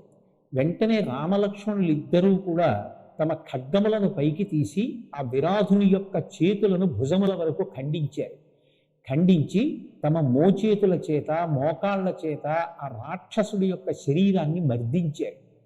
తుదకు అతన్ని సంహారం చెయ్యాలనేటటువంటి ఉద్దేశ్యంతో ఒక పెద్ద గొయ్యి తీసి ఆ గోతిలో ఈ రాక్షసుణ్ణి పడేసి ఆ గోతిని కప్పెట్టి ఆ విరాధుడనబడేటటువంటి రాక్షసుణ్ణి సంహరించారు. ఆ రాక్షసుడు రాముడి చేతిలో సంహరింపబడడానికి పూర్వం ఒక విషయాన్ని చెప్పాడు. నేను తుంబురుడు అనబడేటటువంటి ఒక గొప్ప గాయకుణ్ణి, కానీ నారద మహర్షి చేత శాపాన్ని పొందాను. ఆ శాపం కారణం చేత ఇటువంటి రాక్షస రూపం వచ్చింది. ఆ తర్వాత ఆ విరాధుని యొక్క శరీరాన్ని గోతిలో పూడ్చిపెట్టినటువంటి రామలక్ష్మణులు సీతమ్మతో కలిసి ముందుకి ప్రయాణాన్ని కొనసాగించారు. అలా కొనసాగించి వెళ్ళినటువంటి వాళ్ళు శరభంగ మహర్షి యొక్క ఆశ్రమానికి చేరుకున్నారు. శరభంగ మహర్షి ఎంతో కాలం తపస్సు చేసినటువంటి మహానుభావుడు. ఆయన సీతారామ లక్ష్మణులు తన ఆశ్రమానికి వచ్చినప్పుడు వారికి స్వాగతం పలికి చేయవలసినటువంటి ఆశ్రమ మర్యాదలు చేయడమే కాకుండా తాను కష్టపడి చేసినటువంటి తపస్సు యొక్క ఫలితాన్నంతటినీ కూడా రామచంద్రమూర్తికి ధారపోశాడు. అలా రామచంద్రమూర్తికి ధారపోయడం వెనక ఉన్నటువంటి కారణం, రాబోయేటటువంటి కాలంలో రాముడు రావణుణ్ణి సంహరించవలసినటువంటి అవసరం ఉంటుంది అని తెలుసుకున్నటువంటి వాడు శరభంగుడు. మహర్షులు త్రికాలవేదు, వారికి తెలియని విషయం ఉండదు. అందుకే అలా రావణ సంహారం చెయ్యవలసినటువంటి రాముడికి అపారమైనటువంటి శక్తిని సమకూర్చడం కోసం ఆయన తన తపశ్శక్తిని అంతటినీ కూడా ధారపోశాడు. శరభంగ మహర్షిని దర్శించుకున్న తర్వాత ఆయన నుండి స్ఫూర్తిని తపశ్శక్తిని పొందినటువంటి రాముడు సుతీక్ష్ణ మహర్షి యొక్క దర్శనానికి వెళ్ళాడు. ఆ మహర్షి దర్శనం చెయ్యమని చెప్పినటువంటి వాడు కూడా శరభంగుడే. సుతీక్ష్ణ మహర్షి గొప్ప శక్తి సమన్వితుడు, అపారమైనటువంటి తపస్సు చేసినవాడు. శరభంగుడి ఆశ్రమాన్ని విడిచిపెట్టి సుతీక్ష్ణ మహర్షి యొక్క దర్శనానికి రాముడు బయలుదేరి వెడుతున్న సమయంలో ఒక ఆశ్చర్యకరమైనటువంటి సంఘటన జరిగింది. అనేక మంది మునులు రాముడి యొక్క దర్శనం చేసుకొని వారందరూ కూడా ఆర్తితో రాముణ్ణి ప్రార్థించారు. రామ, నువ్వు లోక సంరక్షణ కొరకు వచ్చినవాడి, నీకు సమాజ హితమునందు అపారమైనటువంటి అనురక్తి ఉన్నది. రాముడికి ఉన్నటువంటి 16 కళ్యాణ గుణములలో ఒకటి భూతహితము కలిగినటువంటి వాడు. ఇప్పుడు ఈ కాలంలో, అంటే ఆనాడు ఉన్నటువంటి కాలంలో రావణాసురుడి పనుపున వచ్చినటువంటి అనేక మంది రాక్షసులు వేదాన్ని నమ్ముకుని తపస్సు చేస్తూ సాత్వికమైనటువంటి జీవనం కొనసాగిస్తున్నటువంటి మునుల్ని సంహరించి వారి యొక్క మాంసాన్ని తింటున్నారు. ఇదిగో గుట్టలు గుట్టలుగా పడి ఉన్నటువంటి మునుల యొక్క కళేబరాలు, వాళ్ళ యొక్క అస్థిపంజరాలు. కాబట్టి ఆ మునులు తమ తపశ్శక్తితో తమని తాము రక్షించుకునేటటువంటి వారు కారు, వారు దైవాన్ని నమ్ముకుని జీవిస్తున్నవారు. నీవు ఇవాళ అరణ్యానికి వచ్చావు కనుక, మా కష్టములను చూశావు కనుక, నిష్కారణంగా ఎవరికీ ఏ ఇబ్బంది కల్పించని వారైనా మునులను సంహరిస్తున్నటువంటి రావణ సంహారం చెయ్యవలసింది అని, రాక్షసుల్ని సంహరించవలసింది అని మునులు రామచంద్రమూర్తిని ప్రార్థన చేశారు. తదనంతరం రాముడు సుతీక్ష్ణ మహర్షి యొక్క ఆశ్రమానికి వెళ్ళి ఆ సుతీక్ష్ణ మహర్షి యొక్క దర్శనం చేసుకున్నాడు. ఆయన కూడా మహితాత్ముడు, ఎంతో తపస్సు చేసినవాడు. సుతీక్ష్ణ మహర్షి తన తపశ్శక్తిని అంతటినీ కూడా సమాజ హితము కొరకు రామచంద్రమూర్తికి ధారపోశాడు. ఆ సుతీక్ష్ణ మహర్షి యొక్క దర్శనం చేసుకున్నటువంటి రాముడు దండకారణ్యం లోపలికి ప్రవేశించి 10 సంవత్సరములు గడిపాడు. 10 సంవత్సరములు అయిపోయిన తర్వాత తిరిగి సుతీక్ష్ణ మహర్షి యొక్క ఆశ్రమానికి వచ్చాడు. వచ్చి తనకి అగస్త్య మహర్షి యొక్క దర్శనం చేసుకోవాలని ఉంది అని తన కోరిక వెల్లడించాడు.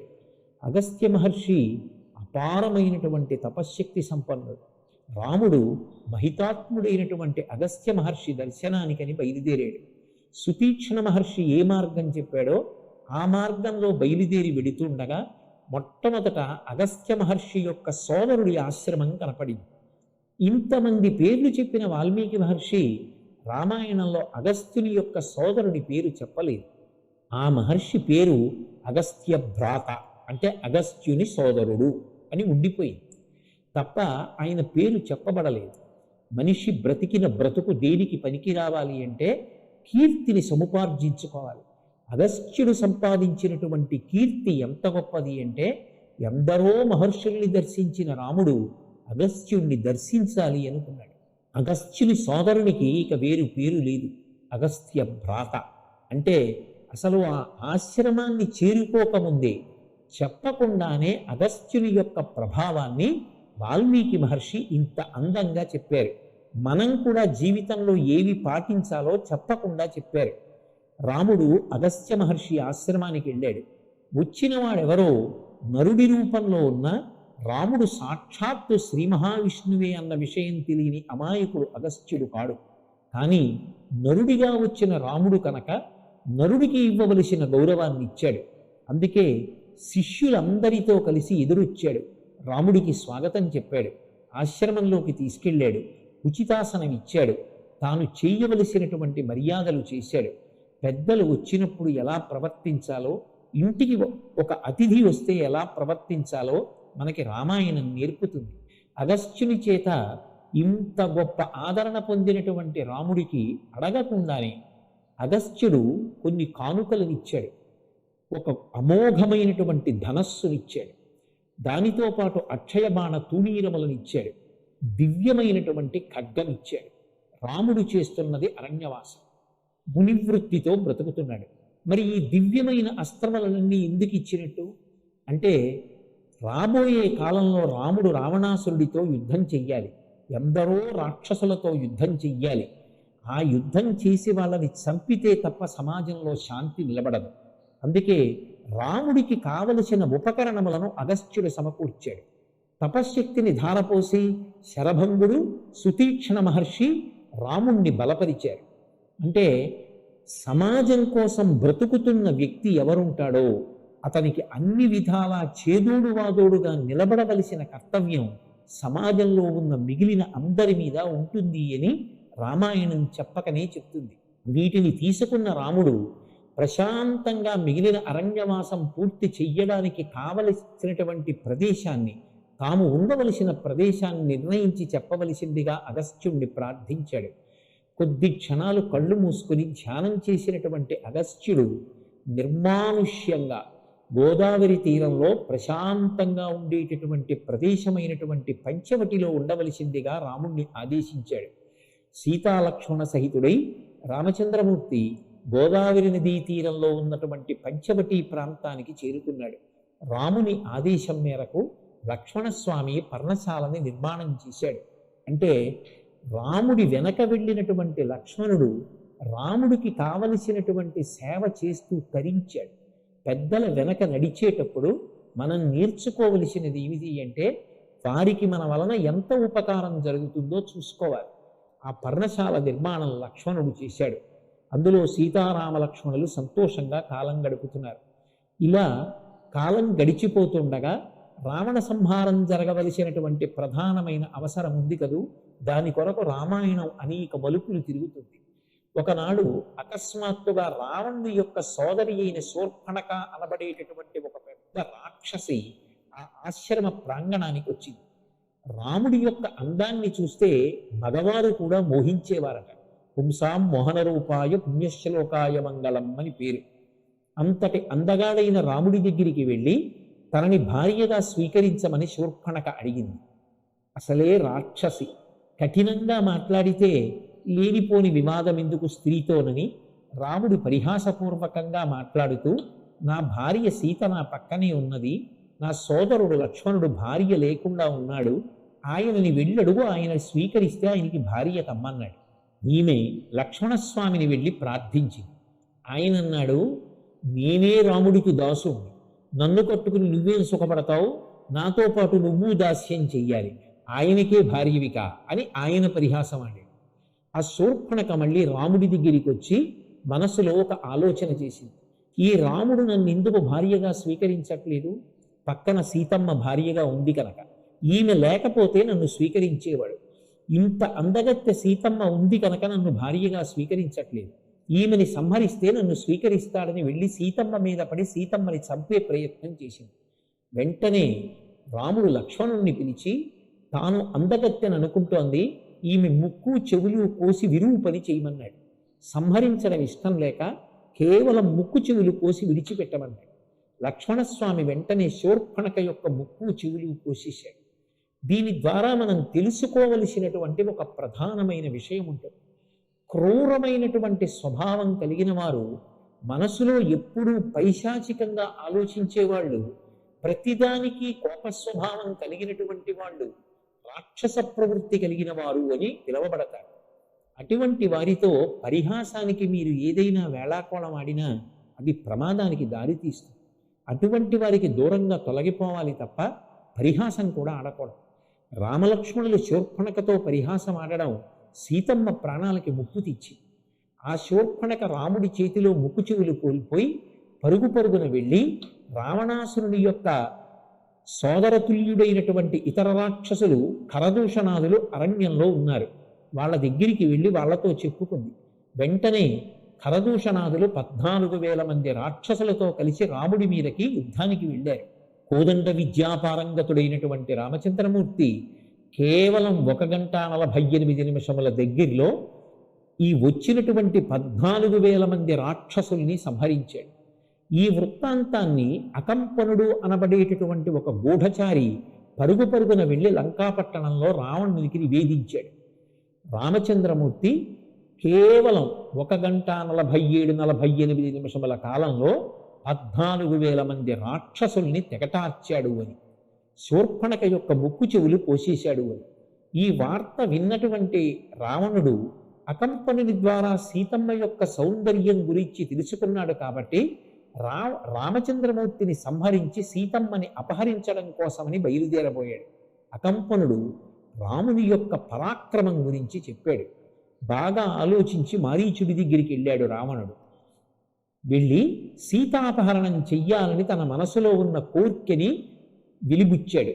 వెంటనే మారీచుడు రామచంద్రమూర్తి యొక్క పౌరుష ప్రతాపాల గురించి చెప్పి, నువ్వు రాముడి జోలికి వెళ్ళకు, నిష్కారణంగా మడిసిపోతావు, నా మాట విని తిరిగి వెనక్కి వెళ్ళిపోమన్నాడు. అప్పటికి మనసు మార్చుకుని రావణుడు వెనక్కి వచ్చాడు. ఈలోగా శూర్పణఖ తాను రామలక్ష్మణుల చేతిలో పొందినటువంటి అవమానాన్ని మనసులో జీర్ణం చేసుకోలేక పరుగు పరుగున వచ్చి అన్నగారి కాళ్ల మీద పడి, అన్నని మూర్ఖుడా అని నిందించి, తెలివి తక్కువ వాడవై ఏం జరుగుతోందో తెలుసుకోకుండా మత్తులో జీవితాన్ని గడిపేస్తున్నావు. 14,000 మంది రాక్షసుల్ని రాముడు కొద్ది కాలంలో సంహరించాడు. ఆ రాముడికి అపూర్వమైనటువంటి సౌందర్యవతి అయిన భార్య ఉంది. అటువంటి భార్యని పొందినటువంటి వాడు అదృష్టవంతుడు. నీవు ఆమెని నీ భార్యగా చేసుకుంటే పక్కన సీతమ్మ లేకపోతే తట్టుకోలేడు కనుక రాముడు మరణిస్తాడు. పైగా అంతటి సౌందర్యవతి సీత నీకు భార్య అవుతుంది. 2 ప్రయోజనములు కలుగుతాయి. కాబట్టి నువ్వు వెంటనే సీతాపహరణం చెయ్యమని దుర్బోధ ఆయనకి చేసింది. అంటే రాముడు తనని స్వీకరించలేదు కనుక, లక్ష్మణుడు ముక్కు చెవులు కోశాడు కనుక, ఎలాగైనా రాముణ్ణి బాధ పెట్టాలని రాముడి భార్యాస్థానంలో సీతమ్మ ఉండిపోయింది కనుక సీతమ్మ సుఖపడకుండా చెయ్యాలని అసూయ పెంచుకున్నటువంటి శూర్పణఖ రావణాసురుడి దగ్గర అలా ప్రవర్తించి వెంటనే రావణాసురుడు బయలుదేరి మారీచుడి దగ్గరికి వెళ్ళాడు. నువ్వు బంగారు జింక వేషం వేసుకుని ఆశ్రమానికి వెళ్ళి సీతమ్మని మోహపెట్టు. నిన్ను పట్టుకోవడానికి రాముడు ఆశ్రమానికి దూరంగా వస్తాడు. రాముడు లేని సమయం చూసి నేను సీతాపహరణం చేస్తాను. నువ్వు నేను చెప్పిన మాట విని మాయలేడి వేషంతో ఆ ఆశ్రమంలోకి వెళ్ళమన్నాడు. మారీచుడు మళ్ళీ రాముడి యొక్క గొప్ప పరాక్రమాన్ని చెప్పి ఎక్కడో బాలకాండలో జరిగినటువంటి విశేషం, విశ్వామిత్రుడు చేస్తున్నటువంటి యాగాన్ని రామలక్ష్మణులు సంరక్షిస్తుండగా తాను యజ్ఞ ధ్వంసానికి వెళ్ళినప్పుడు మానవాస్త్రం పెట్టి రాముడు కొడితే 100 యోజనముల దూరంలో ఉన్నటువంటి సముద్రంలో తాను ఎలా పడిపోయాడో చెప్పి రాముని యొక్క పరాక్రమం పట్ల తన భయాన్ని వెలిబుచ్చి రాముడితో నువ్వు ఎట్టి పరిస్థితులలో యుద్ధానికి వెళ్ళవద్దు అని చెప్పాడు. మాట వినడం అలవాటు లేనివాడు రావణుడు. తనకి తెలియకపోవడం తప్పు కాదు, కానీ ఇతరులు చెప్పినప్పుడు కనీసం వినే అలవాటు ఉండాలి. మారీచుడు చెప్పిన మాట విని ఉంటే రావణుడు మరణించి ఉండేవాడు కాదు. మూర్ఖత్వానికి పోయి మారీచుడితో ఒక మాట అన్నాడు. నేను చెప్పినట్టుగా నువ్వు బంగారు జింక వేషంలో రామాశ్రమంలోకి వెళ్ళావా, రాముడి చేతిలో మరణిస్తావు. వెళ్ళకపోతే ఇప్పుడే నా చేతిలో మరణిస్తావు. నువ్వు మరణించడం తథ్యం, నీకెవరి చేతిలో మరణం కావాలని అడిగాడు. ఆలోచించాడు మారీచుడు. వీడు మూర్ఖుడు, చెప్పిన మాట వినడం. ఎలాగో మడిసిపోతాడు. తానొక్కడూ మరణించడం కాదు, తనతో పాటు లంకాపట్టణం అంతా నశించిపోతుంది. మాట వినకపోయినటువంటి కారణం చేత రావణుడు ఒక్కడూ మరణించలేదు. రావణుడి సోదరులు ఒక్క విభీషణుడు తప్ప. అలాగే పుత్రులు, సైన్యం, లంక అందరూ నశించిపోయారు.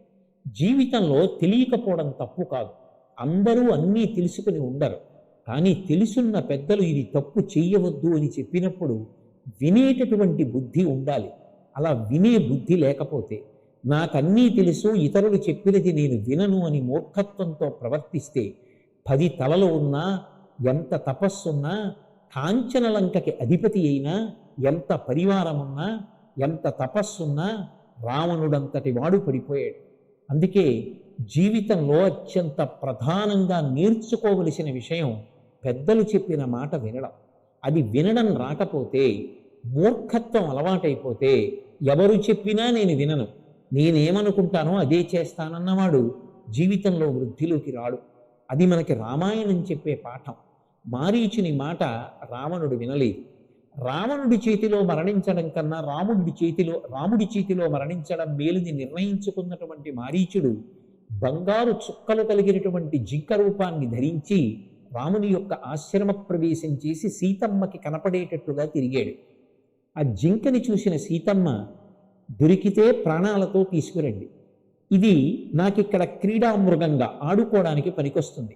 అరణ్యవాసం పూర్తయిపోయిన తరువాత తిరిగి మనం చక్కగా అయోధ్యానగరానికి వెళ్ళిపోయినప్పుడు అంతఃపురంలో ఈ మృగంతో ఆడుకుంటాను అని రాముణ్ణి నిగ్రహించి లక్ష్మణస్వామి చెప్పాడు, అమ్మా నా మాట విను, ఇక్కడ మారీచుడు అని ఒక క్రూరమైన రాక్షసుడు ఉన్నాడు. వాడు కామరూపధారి, అనేకమైనటువంటి రూపాలు పొందుతాడు. ఎందరో రాజులు వేటకొచ్చినప్పుడు రకరకాలైన మృగాలుగా మారి వాడు రాజుల్ని చంపి భక్షిస్తూ ఉంటాడు. లోకంలో ఎక్కడ బంగారు చుక్కలున్న జింక ఉండదమ్మా, వద్దమ్మా దాని జోలికి, ఆ మారీచుడేనమ్మా వచ్చినవాడు అని చెప్పాడు. సీతమ్మ వినలేదు. సీతమ్మ మాట వింటే రామాయణం కథ నడవదు. అందుకే విననట్టుగా ఆమె నటించింది. నిజంగా వినక రావణుడు మరణించాడు. ఇప్పుడు ఆ మృగాన్ని తేవడానికి రాముడు ఆ మృగం వెంట పరిగెత్తాడు. పరిగెడుతూ రాముణ్ణి చాలా దూరం అరణ్యంలోకి తీసుకెళ్ళింది. చివరికి ఆ మృగం దొరకట్లేదు, చంపేద్దామని నిర్ణయించుకున్నటువంటి రాముడు బాణప్రయోగం చేశాడు. బాణం తగిలినటువంటి జింక తాటి చెట్టంత ఎత్తు పైకి ఎదిరి నేల మీద పడి హా లక్ష్మణ, హా సీత అనే రాముడి కంఠాన్ని అనుకరిస్తూ మరణించింది. ఎప్పుడైతే మారీచుడు మరణించాడో మృగరూపం పోయి మరణకాలమునందు సహజ రూపం వచ్చేస్తుంది కాబట్టి రాక్షస రూపాన్ని పొందాడు. ఓ లక్ష్మణస్వామి చెప్పాడు, ఇది రాక్షసమాయ. ఆఖరణ నా కంఠంతో అరిచాడు. అక్కడ సీతాలక్ష్మణులు ఏం బెంగ పెట్టుకున్నారో తొందరగా వెనక్కెడతానని రాముడు బయలుదేరాడు. రాముడు చేసినటువంటి ఆర్తనాదంలాగా మారీచుడి కంఠం వినపడగానే సీతమ్మ కంగారు పడి లక్ష్మణస్వామిని పిలిచి, నువ్వు వెంటనే వెళ్ళి మీ అన్నగారు ఆపదలో ఉన్నారు, రక్షించమని. లక్ష్మణస్వామి చెప్పాడు, అమ్మా, రాముడితో యుద్ధం చెయ్యగలిగిన వాడు, రాముడికి కష్టం తేగలిగిన వాడు, రాముణ్ణి యుద్ధంలో ఓడించగలిగిన వాడు, రాముణ్ణి మట్టు పెట్టగలిగిన వాడు ఉండడు. ఆయన ధర్మము చేత రక్షింపబడుతూ ఉంటాడు. అమ్మా, నా మాట విను, రాముడు నిన్ను రక్షించమని నన్ను ఇక్కడ నియమించాడు, నేను వెళ్ళకూడదమ్మా అన్నాడు. నీకు మనసులో ఏదో దురుద్దేశ్యం ఉంది, అందుకే చెప్పినా వెళ్ళటం లేదు, మీ అన్నగారికి ఆపదొచ్చినా వెళ్ళటం లేదు అని సీతమ్మ కఠినంగా మాట్లాడింది. అమ్మా, తిరిగి నిన్ను రామచంద్రమూర్తితో కలిసి ఉండగా చూడగలనో చూడలేనో, నమస్కారం, ఈ కఠినమైన మాటలు నేను వినలేనమ్మా అని లక్ష్మణస్వామి విడిపోయాడు. అంటే ఎంత పెద్ద కష్టమైనా ఎందుకు వస్తుంది అంటే మాట వలన వస్తుంది. ఒక కఠినమైన మాట వల్ల లక్ష్మణస్వామి విడిపోయాడు. పక్కన రాముడు లేడు, సీతాపహరణం జరిగింది. మృదువుగా మాట్లాడడం, నెమ్మదిగా మాట్లాడడం, మాట మాట్లాడేటప్పుడు మంచిగా మాట్లాడడం 10 మందితో సఖ్యతను కల్పిస్తుంది. కఠినంగా మాట్లాడడం అక్కర్లేని కష్టాలు తీసుకొస్తుంది. లక్ష్మణస్వామి వెళ్ళిపోయాడు. అదే అదును అనుకుని బయలుదేరి రావణాసురుడు సన్యాసి రూపంలో వచ్చాడు. ఇంటికి సన్యాసి అతిథిగా వచ్చాడని ఉచితాసనం ఇచ్చి కూర్చుండబెట్టి ఆయనకి ఫలాలు మొదలైనవి సమర్పించి సీతమ్మ యొక్క వివరాలు అడిగాడు రావణుడు. సీతమ్మ అనుమానం వచ్చి నువ్వెవరని అడిగింది. నేను దశకంఠుణ్ణి, 10 తలలు కలిగిన వాణ్ణి, లంకాపట్టణం యొక్క అధినేతని, నిన్ను అపహరించడానికి వచ్చానని బలవంతంగా సీతమ్మని అపహరించి పుష్పక విమానంలో పెట్టుకుని తీసుకుని వెళ్ళిపోతున్నాడు. కానీ అదృష్టవశాత్తుగా ఈ అరణ్యకాండలోనే రాముడు ప్రయాణం చేసి వస్తున్నప్పుడు మున్యాశ్రమముల దగ్గర ఒకానొకప్పుడు జటాయువు అని పేరు కలిగినటువంటి ఒక గొప్ప పక్షి రాముడికి పరిచయం అయింది.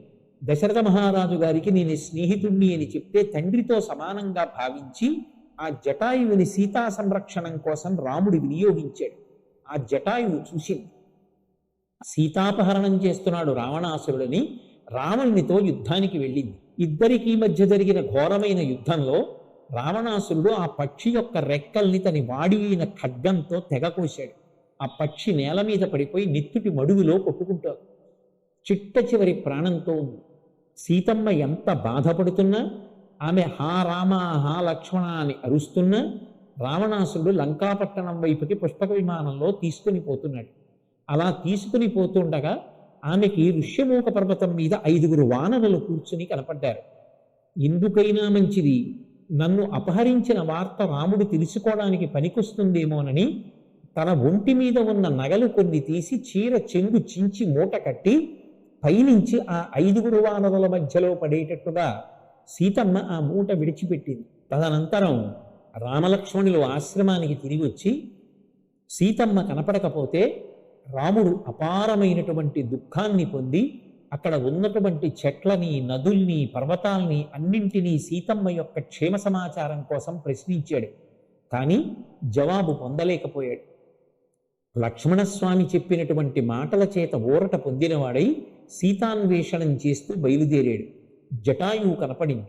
నెత్తుటి మడుగులో పడిపోయి ఉన్నటువంటి జటాయువుని గుర్తుపట్టలేక రావణాసురుడే అనుకుని సీతమ్మని అపహరించిన రాక్షసుడనుకుని సంహరించబోయాడు, బాణప్రయోగం చేయబోయాడు. అప్పుడు జటాయువు యొక్క నీరసమైన మాట విని గుర్తుపట్టి ఎంతో బాధపడ్డాడు.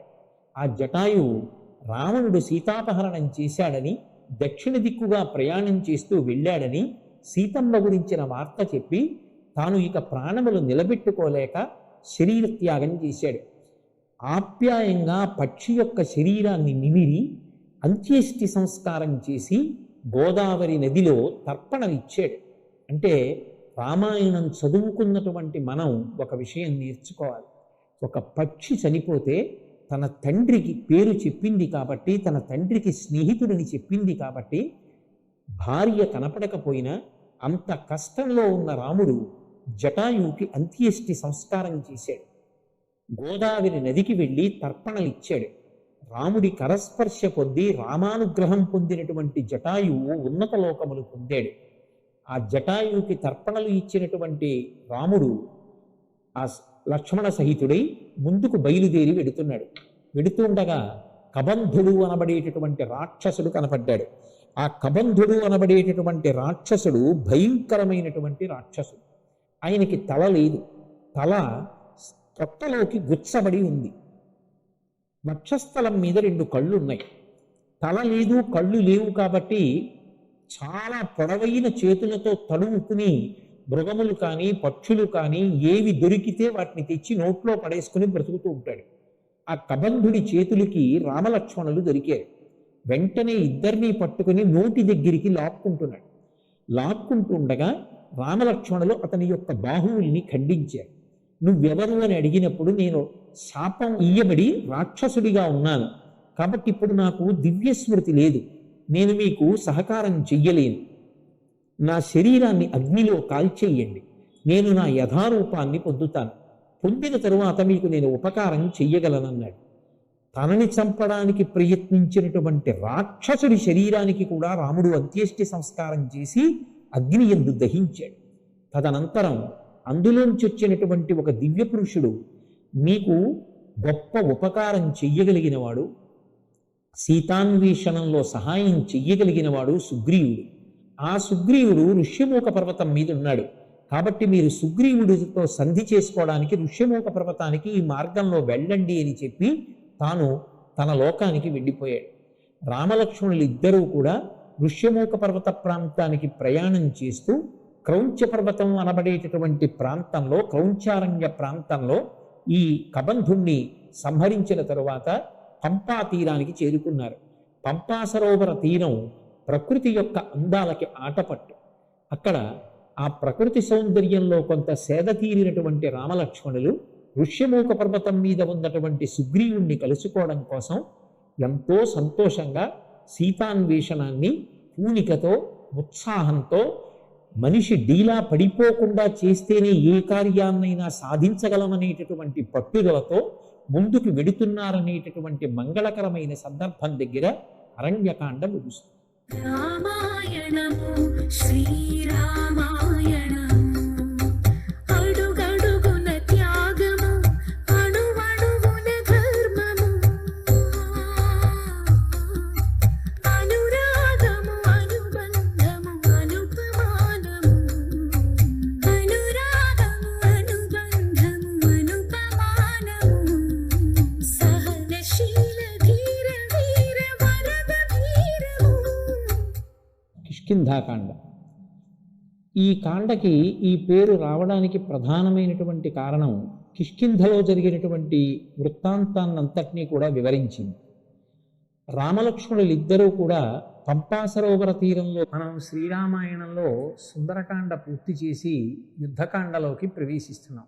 సుందరకాండ చివరికి వచ్చేటప్పటికి హనుమ 100 యోజనముల లవణ సముద్రాన్ని దాటి కాంచనలంకకి వెళ్ళి సీతమ్మ యొక్క జాడ కనిపెట్టి వెనక్కి వచ్చి రామచంద్రమూర్తికి నివేదించారు.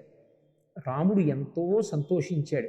సంతోషించి ఆ హనుమని గట్టిగా కౌగిలించుకున్నారు. మనిషికి పరమ సంతోషంతో ఇవ్వగలిగినటువంటి ఆస్తి, ఆప్యాయతకి మించినది ఏముంటుంది? ఉత్తముడైనటువంటి సేవకుడు హనుమ. అందుకే సీతమ్మ జాడ కనిపెట్టి వెనక్కి రాగలిగినటువంటి వారైనా ఆ లంకాపట్టణం యొక్క బలాబలాలన్నింటినీ కూడా తెలుసుకుని వచ్చారు. రాముడు హనుమతో మాట్లాడుతూ ఒక మాట అంటారు, హనుమ, నీకు, గరుత్మంతునకు, వాయుదేవునకు ఈ ముగ్గురికి తప్ప వేరొకరికి ఇంత గమనశక్తి కానీ ఇటువంటి వేగం కానీ లేదు అన్నారు. రాముడు ఎక్కడో 100 యోజనములు దాటిన తరువాత ఉన్న కాంచనలంక, అక్కడ బంధీకృతురాలై ఉన్నటువంటి భార్య సీతమ్మ ఎలా వెళ్ళాలి? తలుచుకొని దుఃఖాన్ని పొందాడు. వెంటనే సుగ్రీవుడు అన్నాడు, ఇది దుఃఖం పొందవలసిన సమయం కాదు, దుఃఖాన్ని పొందితే రావలసిన ఆలోచన కూడా రాదు. పౌరుషంతో భార్యని అపహరించిన శత్రువుని ఎలా సంహరించాలని క్రోధ ప్రకటనం చేయి, అప్పుడు వ్యూహం దొరుకుతుంది, మంచి ఆలోచన వస్తుంది. ఇప్పుడు ఆలోచనతో ఊంచుకోవాలి తప్ప నిరుత్సాహంతో చతికిల పడిపోకూడదని హితోపదేశం చేశాడు. వెంటనే రామచంద్రమూర్తి వానరులందరినీ పిలిచి వాళ్ళందరూ యుద్ధానికి బయలుదేరేటప్పుడు పాటించవలసినటువంటి విధి విధానాల్ని చెప్పాడు. అందుకే వానరులందరినీ పిలిచి ఒక మాట అన్నాడు, స్త్రీలు కానీ బాలురు కాని, వృద్ధులు కాని, శారీరకమైనటువంటి శక్తి లేనివారు కాని యుద్ధమునకు రాకూడదు. వాళ్ళందరూ కూడా కిష్కింధలో ఉండిపోవాలి.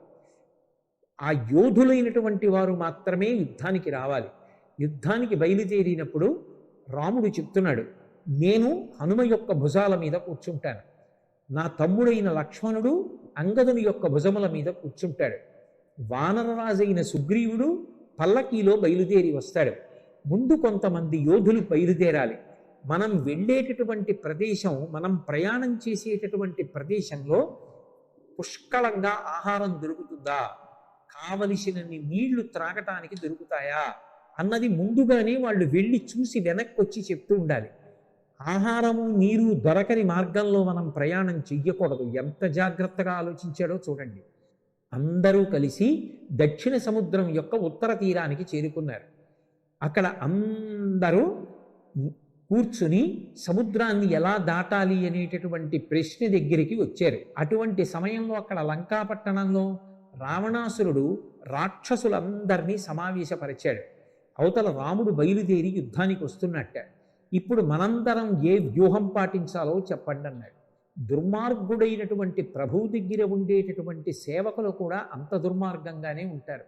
వాళ్ళు లేచి రాముడి యొక్క పరాక్రమాన్ని చాలా చిన్నది చేసి మాట్లాడారు. రాముడెంత, నిజంగా యుద్ధానికి వస్తే ప్రభో రావణ నీ వరకు ఎందుకు, మేము చాలు రాముణ్ణి మట్టు పెట్టేస్తామన్నాడు. సభలో ఉన్నటువంటి విభీషణుడు మాత్రం లేచి ఒక మాట చెప్పాడు. అన్నయ్య, అసలు సీతమ్మని ఎందుకు అపహరించి తీసుకురావాలి? ఆమె మహాపతివ్రత, రామచంద్రమూర్తి ఇల్లాలు. ఒక పరమ పతివ్రత అయినటువంటి స్త్రీని అపహరించి తీసుకురావడం ఎందుకు? ఆవిడ వల్ల ఇంత ఆపద తెచ్చుకోవడం ఎందుకు? ఆ పతివ్రత అయినటువంటి సీతమ్మని తీసుకెళ్ళి రామచంద్రమూర్తికి అప్పచెప్పు అన్నాడు. ధర్మాత్ముడు మాట్లాడినటువంటి మాటలు రావణాసురుడి తలకెక్కలేదు. విభీషణుణ్ణి నింద చేశాడు. నింద చేసినా నువ్వు నాకు అన్నవి, నువ్వు తండ్రితో సమానం కాబట్టి నువ్వు నిందిస్తే నేను కోప్పడను. కానీ ధర్మానికి ఇక్కడ అవకాశం లేనప్పుడు, ధర్మం మాట్లాడితే నువ్వు అంగీకరించనప్పుడు ఇక నేను నీతో కలిసి ఉండడానికి సిద్ధంగా లేనని నలుగురు మంత్రులతో కలిసి విభీషణుడు వెంటనే రాముడు ఉన్న ప్రాంతానికి వెళ్ళిపోయాడు. ఆకాశంలో నిలబడి కబురు చేశాడు. రావణాసురుడి సోదరుడైనటువంటి విభీషణుడు శరణాగతి చేసి రాముని యొక్క పక్షంలో చేరాలని కోరుకుంటున్నాడు అని. పరమధర్మాత్ముడు కనుక, రావణుడు మాట వింటలేదని చెప్పి విడిచిపెట్టి వచ్చాడు కనుక విభీషణుడికి తన దగ్గర అవకాశం ఇవ్వడం ఏమాత్రం తప్పు కాదని రాముడు వెంటనే తన పక్షంలోకి చేర్చుకున్నాడు. చేర్చుకోవడం కాదు, వానరుల్ని పిలిచి సముద్ర జలాలు తీసుకురండి, ఇప్పుడే ఈ క్షణంలోనే విభీషణుణ్ణి లంకాపట్టణానికి మహారాజుగా పట్టాభిషేకం చేస్తున్నాను అంటే రావణ సంహారం అయిపోయినట్టే. ఇక విభీషణుడికి పట్టాభిషేకం చేశాడు. ఈ 100 యోజనముల సముద్రాన్ని దాటి వెళ్ళాలి, ఎలా వెళ్ళాలో చెప్పమని అడిగాడు విభీషణుడు. విభీషణుడు అన్నాడు, ఈ సముద్రాన్ని దాటడం అంత తేలిక మాట కాదు. ఈ సముద్రపు ఒడ్డున నువ్వు కూర్చుని ప్రార్థన చేసి శరణాగతి చేసి సముద్రుణ్ణి ప్రార్థించు, ఆయన అనుగ్రహిస్తే దారి ఇస్తాడన్నాడు. రాముడికి ఇష్టం లేకపోయినా అలాగే ఒడ్డున కూర్చుని 3 రోజులు ఉపాసన చేశాడు. సముద్రుణ్ణి ప్రార్థన చేశాడు. అయినా సముద్రుడు కనికరించలేదు, మార్గం ఇవ్వలేదు. ప్రార్థన చేశాను కదా అని శక్తిహీనుణ్ణి అనుకుంటున్నాడని రాముడు వెంటనే లేచి బ్రహ్మాస్త్రాన్ని అభిమంత్రించి విడిచిపెట్టడానికి సిద్ధపడ్డాడు. బ్రహ్మాస్త్ర ప్రయోగం చేస్తే యావత్ ప్రపంచం తల్లడిల్లిపోతుంది, ప్రకృతి అంతా కూడా ఉడికిపోతోంది. సముద్రుడు గబగబా లేచి వచ్చి రాముడికి నమస్కరించి శరణాగతి చేశాడు. రామా, నా మీద సేతువు నిర్మించు, విశ్వకర్మ యొక్క అంశలో వచ్చినటువంటి వాడు నలుడు నీ దగ్గరే ఉన్నాడు వానరుడు, ఆయన శిలలను తీసుకొచ్చి ఈ సేతువు నిర్మించడానికి పడేస్తే నేను ఆ శిలలను వహిస్తాను. మీకు 100 యోజనముల వారధి ఏర్పడుతుంది. 100 యోజనముల పొడుగు, ఆ 10 యోజనములు వెడల్పు ఉండేటట్టుగా ఆ వారధిని నిర్మాణం చేశారు. ఆ రాళ్ళు తెచ్చి దభీరుమన్న శబ్దంతో సముద్రంలో పడేస్తుంటే నీళ్లు అంతెత్తున పైకి లేస్తున్నాయి. పరమోత్సాహంతో 5 రోజులలో వానర సైన్యం యొక్క సహాయంతో 100 యోజనముల సముద్రానికి సేతువు నిర్మాణం చేశాడు రాముడు. అందరూ కలిసి సేతువు మీద లంకాపట్టణానికి వెడుతున్నారు. చిట్ట చివరికి లంకాపట్టణానికి చేరుకుంటున్నారు. అక్కడ రావణాసురుడు, అసలు ఆ రాముని యొక్క సైన్యం ఎంత బలంతో కూడుకున్నది, రాముని యొక్క శక్తి సామర్థ్యములేమిటి కనుక్కుని రమ్మని 2 గూఢచారుల్ని పంపించాడు. వాళ్ళ పేరు శుకసారణులు. వాళ్ళిద్దరూ కూడా రాముడి యొక్క సైన్యంలోకి ప్రవేశించి తిరుగుతున్నారు. విభీషణుడికి తెలుసు కాబట్టి వాళ్ళిద్దరిని పట్టుకున్నాడు. పట్టుకుని రాముడి దగ్గరికి తీసుకెళ్ళాడు. రాముడు నవ్వి అన్నాడు, మీరు రావణాసురుడి పలుపున వచ్చారు, నా బలం ఎంతో తెలుసుకోవాలనుకుంటున్నారు. మీరు కష్టపడి నా బలం తెలుసుకోక్కర్లేదు, నేనే నా యోధుల్ని పంపిస్తాను. మీరు యథేచ్ఛగా తిరిగి నా బలాన్నంతటినీ తెలుసుకుని వెళ్ళి రావణుడికి చెప్పవచ్చు. ఒక్క మాట చెప్పండి, మర్యాదగా సీతమ్మను అప్పచెప్పాడా బ్రతుకుతాడు, లేదా రావణాసురుడు నా చేతిలో హతుడవుతాడన్న నా ప్రతిజ్ఞని తెలియచేయండి అన్నాడు. వెంటనే శుకసారణులు బయలుదేరి వెళ్ళి రాముణ్ణి కీర్తిస్తూ రావణాసురుడికి రాముడి యొక్క బలాన్ని వివరించారు. కానీ పరమ మూర్ఖుడు రావణుడు వింటాడా? వినలేదు. సరికదా, సీతమ్మ దగ్గరికి వెళ్ళి కొన్ని అబద్ధాలు చెప్పాడు. రాత్రి రామలక్ష్మణులు నిద్రపోతూ ఉండగా తన సైన్యం వెళ్ళి రాముణ్ణి లక్ష్మణుణ్ణి సంహరించిందని, వానరులందరూ దిక్కులు పట్టి పారిపోయారని అబద్ధం చెప్పి సీతమ్మని నమ్మించడానికి ఒక కుట్ర చేశాడు. విద్యుజ్జిహ్వుడు అని పేరు కలిగినటువంటి ఒక రాక్షసుడికి గొప్ప ఇంద్రజాలం తెలుసు. అతన్ని పిలిచి రాముడి యొక్క శిరస్సు ఎలా ఉంటుందో అటువంటి శిరస్సుని సృష్టించాడు. అలాగే రాముడి యొక్క ధనస్సుని, బాణాల్ని సృష్టించాడు. సీతమ్మ, నిన్న రాత్రి రాముడు నిద్రపోతుండగా నా సైన్యం వెళ్ళి ఇదిగో రాముడి యొక్క కంఠాన్ని కోసేసింది, ఇదిగో చూడు రాముడి యొక్క తల అని తెచ్చి మాయాశిరస్సు అక్కడ పడేశాడు. రాముడు పట్టుకునే ధనస్సుని, బాణాల్ని అక్కడ పడేశాడు. పాపం పిచ్చి తల్లి సీతమ్మ నిజంగా రాముడు మరణించాడని గుండెలు బాదుకుని ఏడుస్తాం.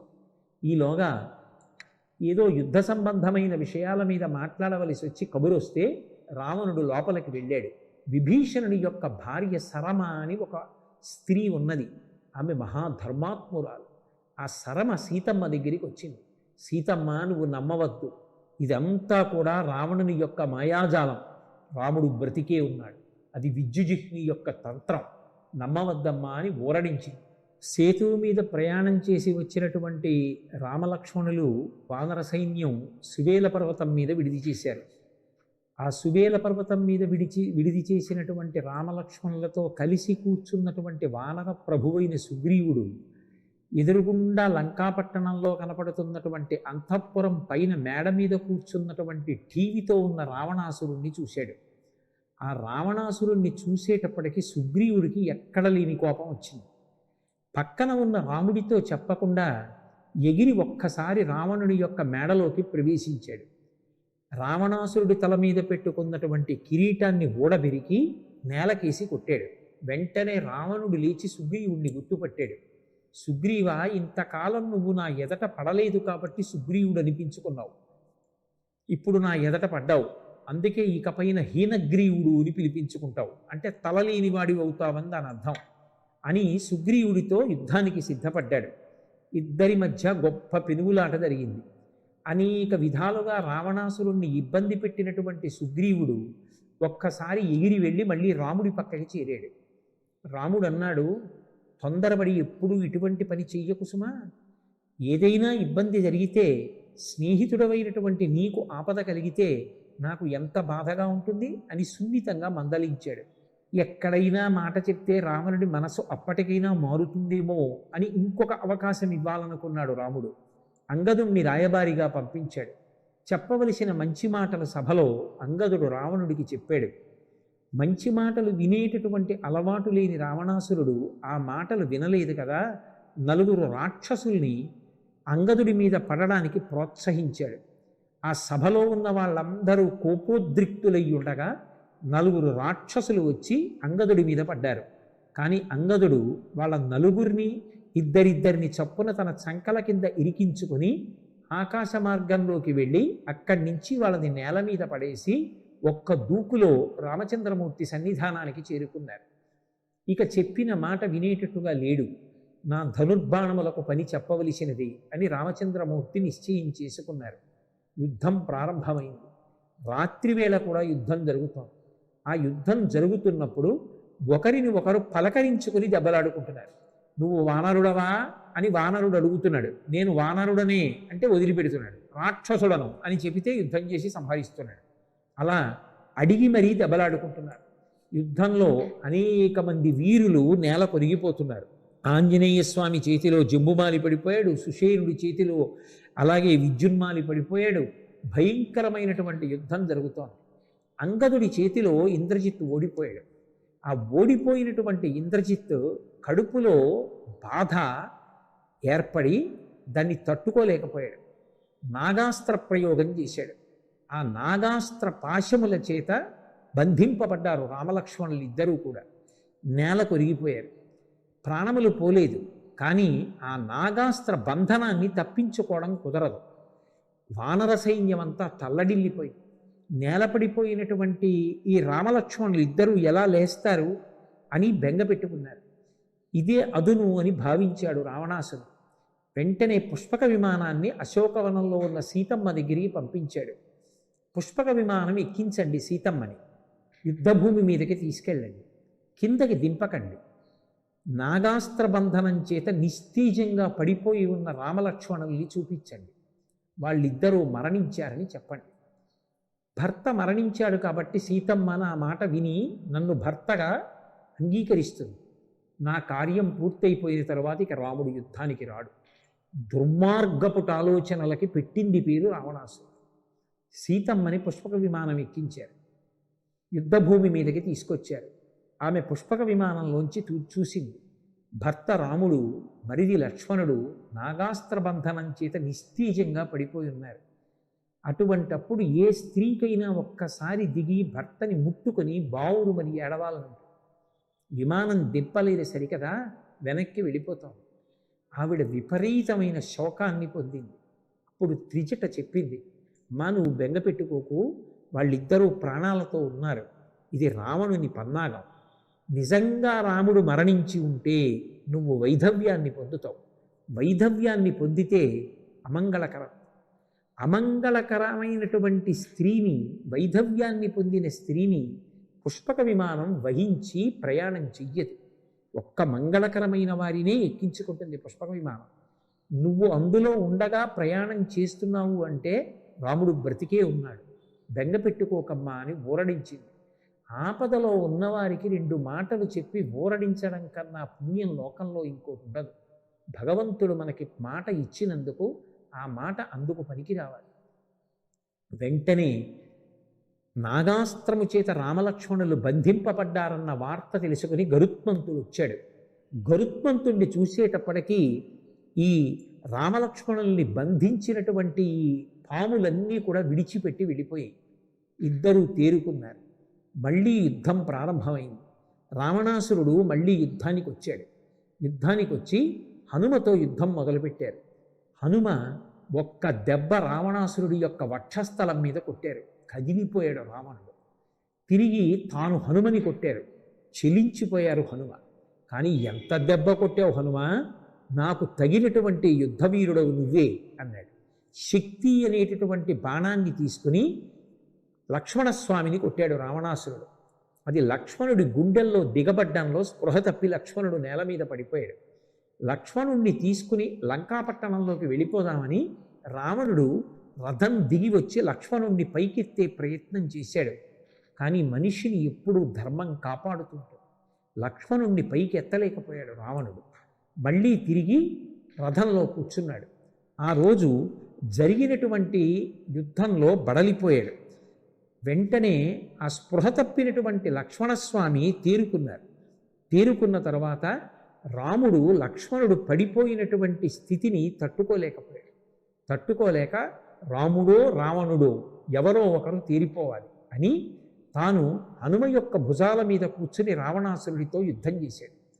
ఆ రామచంద్రమూర్తి ప్రయోగించినటువంటి బాణ పరంపరల యొక్క ధాటికి తట్టుకోలేకపోయినటువంటి రావణాసురుడు వెనక్కి తిరిగి వెళ్ళిపోయాడు. విశ్రాంతి తీసుకుని రేపు రా అని వదిలిపెట్టారు. ఆ మరునాడు మళ్ళీ యుద్ధం ప్రారంభమైంది. ఇంద్రజిత్తు నికుంభల హోమం చేస్తాడు, అభిచారిక హోమం చేస్తాడు. ఆయన బయలుదేరి వచ్చి బ్రహ్మాస్త్ర ప్రయోగం చేశాడు. 67 కోట్ల మంది వానరులు రామలక్ష్మణులతో కలిసి నేల మీద పడిపోయారు. ఎవ్వరికీ స్పృహ లేదు. కొన్ని కోట్ల మందికి ఎముకలు విరిగిపోయి, కొన్ని కోట్ల మందికి రక్తం కారిపోయింది, కాళ్ళు చేతులు తెగిపోయి చాలామంది మరణించారు. అందులో బ్రతికున్న వాళ్ళు, బ్రహ్మాస్త్ర బంధనానికి దొరకకుండా తప్పుకున్న వాళ్ళు ఇద్దరే. ఇంద్రజిత్తు యొక్క యుద్ధం తెలుసు కాబట్టి, పినతండ్రి కాబట్టి విభీషణుడు తప్పుకున్నాడు. బ్రహ్మాస్త్రం బంధించదు కాబట్టి హనుమ తప్పుకున్నాడు. అందరూ పడిపోయి ఉండగా కాగడా చేత్తో పట్టుకుని ఆ విభీషణుడు హనుమ కలిసి పెద్ద పెద్ద యోధులు ఎవరున్నారో వాళ్ళని పలకరిస్తున్నారు. జాంబవంతుడి దగ్గరికి వెళ్ళారు. సృష్టికర్త బ్రహ్మగారి అంశలో వచ్చినవాడు జాంబవంతుడు. వెళ్ళి తాతా కుశలమా అని అడిగారు. జాంబవంతుడు కళ్ళు విప్పి అన్నాడు, హనుమ క్షేమమా అని అడిగారు. తాత, ఇన్ని బాణపు దెబ్బలు తిని బహుశా నువ్వు సరిగా ప్రశ్న వెయ్యలేకపోతున్నావు అనుకుంటున్నాను. రామలక్ష్మణులు కుశలమా అని అడగాలి, హనుమ కుశలమా అని అడుగుతున్నావే అన్నారు. హనుమ ఒక్కరు బ్రతికుంటే మన సైన్యమంతా పడిపోయినా కూడా మళ్ళీ బ్రతుకుతారు. ఒకవేళ హనుమ మరణిస్తే మన సైన్యమంతా బ్రతికినా మరణించినట్టే అన్నారు. ఇంకొకడైతే తన గురించి అలా చెప్పినందుకు గర్వపడతాడు, కానీ మహావినయసి హనుమ జాంబవంతుడి పాదములు పట్టుకుని నమస్కరించి, తాత హనుమ నిన్ను కుశలమడుగుచున్నాడు అన్నారు. నాయన, ఉత్తర దిక్కుకు వెడితే హిమాలయ పర్వతాల దగ్గర ఓషధీ పర్వతం ఉంది, సంజీవనీ పర్వతం. దాన్ని తీసుకొస్తే అందులో ఉన్నటువంటి 4 ఓషధుల వలన ఈ పడిపోయినటువంటి వానరులందరూ బ్రతుకుతారు. తిరిగిపోయిన ఎముకలు అతుక్కుంటాయి, పోయినటువంటి రక్తం మళ్ళీ పడుతుంది, వీళ్ళందరూ మళ్ళీ తేజోవంతులవుతారు. ఆ తీసుకురాబడినటువంటి ఓషధీ పర్వతం ఎవరి కొరకు తేబడిందో వాళ్ళ కొరకే పనిచేస్తుంది.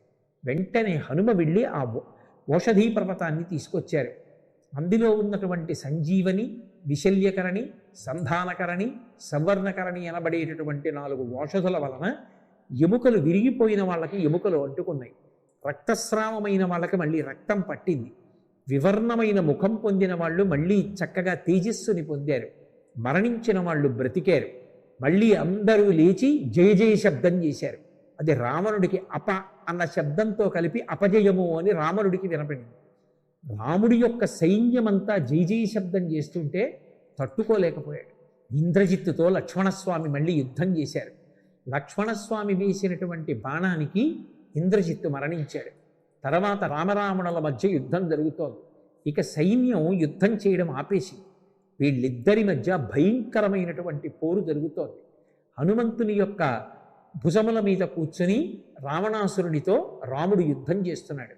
యుద్ధం చేస్తుండగా దేవేంద్రుడు చూశాడు. భూమి మీద నిలబడి హనుమంతుడుంటే ఆ హనుమంతుని యొక్క భుజముల మీద కూర్చుని రాముడు యుద్ధం చేస్తున్నాడు. రథంలో కూర్చుని రావణాసురుడు యుద్ధం చేస్తున్నాడు. రాముడికి కూడా తగిన రథం ఉండాలని ఇంద్రుడు తన రథాన్ని పంపించాడు, తన సారథి మాతలిని పంపించాడు. ఆ రథమెక్కి రాముడు కూడా యుద్ధం మొదలుపెట్టాడు. ఎంత బలమున్నా అది సమాజంలో అందరినీ పీడించడానికి పనికొస్తే ఒక సందర్భం ఏర్పడినప్పుడు సమాజం అంతా వ్యక్తికి వ్యతిరేకంగా నిలబడుతుంది. అప్పుడు అతనిని రక్షించగలిగిన వాళ్ళు ఉంటారు. అందుకే రావణాసురుడి యొక్క మరణం చూడడానికి అందరూ వచ్చి ఆకాశ మార్గంలో నిలబడ్డారు. అగస్త్యుడు బయలుదేరి వచ్చాడు. రామచంద్రమూర్తికి విజయం కలగాలని ఆదిత్య హృదయాన్ని ఉపదేశం చేశాడు. ఆదిత్య హృదయాన్ని 3 మాటలు జపం చేసి రథం ఎక్కాడు రాముడు. మాతలి హెచ్చరిక చేశాడు, ఎంతసేపు రాముడితో యుద్ధం చేస్తావు? నువ్వు ఎంతసేపు యుద్ధం చేసి బాణములు ప్రయోగించినా ఒక్కొక్క తల తెగి కింద పడిపోయినా తిరిగి మళ్ళీ అంటుకుంటోంది. రావణ సంహారం జరగాలి అంటే ఆలస్యం లేకుండా బ్రహ్మాస్త్ర ప్రయోగం చెయ్యమన్నారు. వెంటనే రామచంద్రమూర్తి బ్రహ్మాస్త్ర ప్రయోగం చేశారు. రావణుడు నిహతుడయ్యాడు, నేల మీద పడిపోయాడు, మరణించాడు. దేవతలు సంతోషించారు. యక్ష గంధర్వ కిన్నెర కింపురుషులు మహర్షులు అందరూ సంతోషించారు, రాముణ్ణి కీర్తించారు. రావణ వధ పూర్తయింది. రావణుడి కన్నా ముందుగానే రావణుడి సోదరుడైనటువంటి కుంభకర్ణుడు మరణించాడు. కుంభకర్ణుడు యుద్ధానికి బయలుదేరి వచ్చాడు. ఆ వచ్చే ముందు రావణుడికి హితవాక్కు పలికాడు, అన్నయ్య, నువ్వు యుద్ధం చేయడం మొదలు పెట్టాక నన్ను పిలిచావు, సీతాపహరణం చేసే ముందు నన్ను అడగవలసి. నువ్వు ఆ పని చెయ్యకుండా ఉండవలసింది. ఎందుకు చేశావా పని అని అడిగాడు. ఒకరు చెప్పిన మాట వినే అలవాటు లేదు. నాకు నువ్వు వెళ్ళి యుద్ధం చేసి ఉపకారం చేస్తావా చెయ్యవా అని అడిగాడు. రావణుడి పనుపున యుద్ధానికి వచ్చినటువంటి కుంభకర్ణుడు రాముడి చేతిలో మడిసిపోయాడు. ముందే మరణించిన వాడు కుంభకర్ణుడు, తర్వాత మరణించిన వాడు రావణాసురుడు. రావణ మరణంతో మిగిలినటువంటి రాక్షస సైన్యం చెల్లాచెదరైపోయింది. విభీషణుడు పట్టాభిషిక్తుడై లంకాపట్టణానికి రాజయ్యాడు. అప్పుడు వెంటనే వెళ్ళి సీతమ్మని తీసుకొచ్చారు. రాముడు సీతమ్మని స్వీకరించలేదు.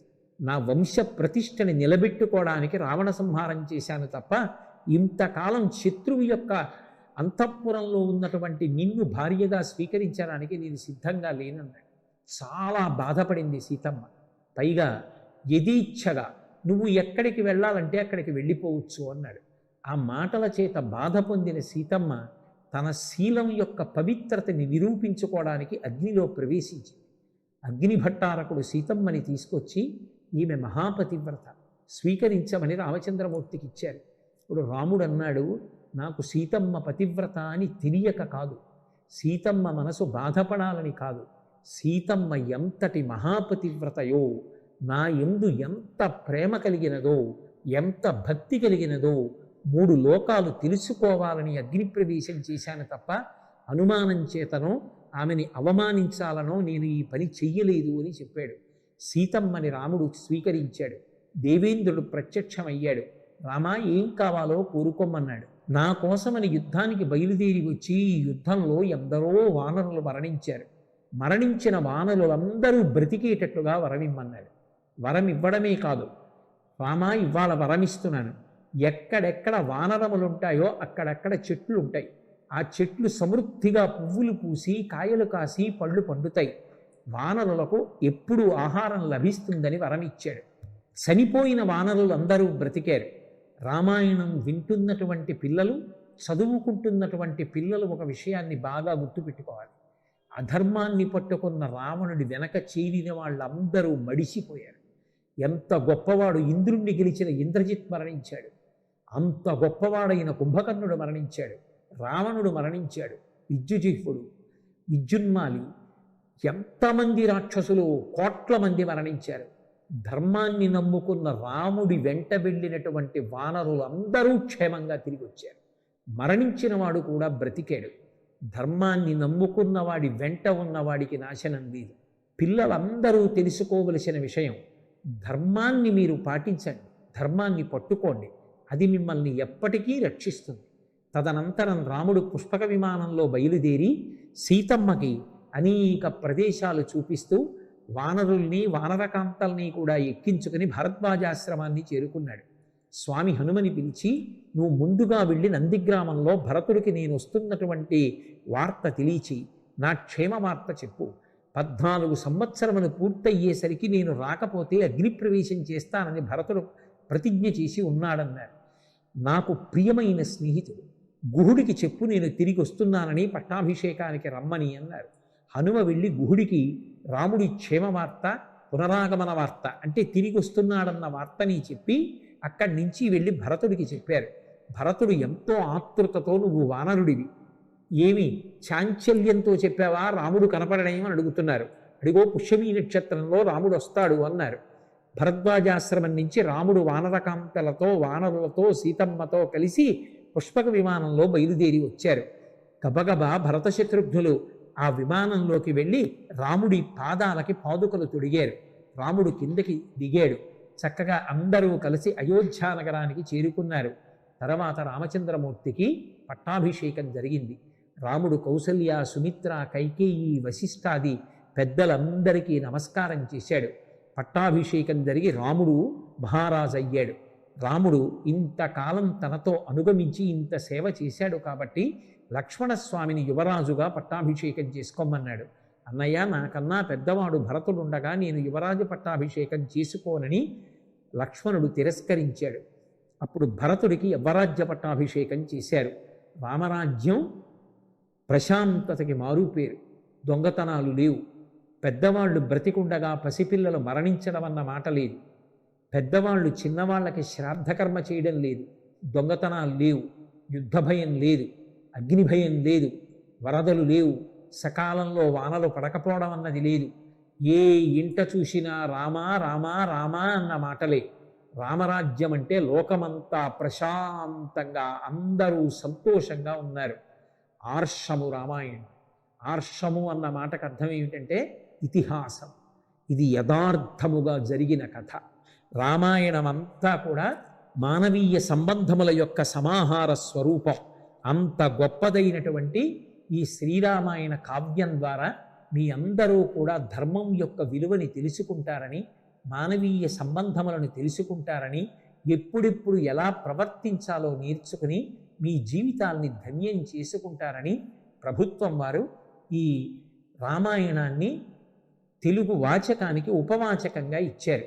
తిరుమల తిరుపతి దేవస్థానములు అనేటటువంటివి సాక్షాత్ భగవంతుడికి సంబంధించినవి. వెంకటేశ్వర ప్రభు ఎవరో కాదు, సాక్షాత్తు రాముడే. ఆ రాముడే వెంకటేశ్వరుడిగా ఇవాళ నిలబడ్డాడు. వెంకటేశ్వర స్వామి వారికే చెందినటువంటి శ్రీ వెంకటేశ్వర భక్తి ఛానల్ ద్వారా ఈ తెలుగు ఉపవాచకం ప్రసారమైతే ఇన్ని విని మీకు మంచి మార్కులు తెచ్చుకోవడానికే కాకుండా ఈ ఉపవాచకం జీవితంలో రామాయణం పట్ల, ధర్మం పట్ల అనురక్తి కల్పించడానికి సాధనం కావాలని ప్రత్యేకంగా దీని గురించి కార్యనిర్వహణాధికారి గారు నిర్ణయం చేసి ఇది ప్రసారం అవ్వడానికి ఏర్పాటు చేశారు.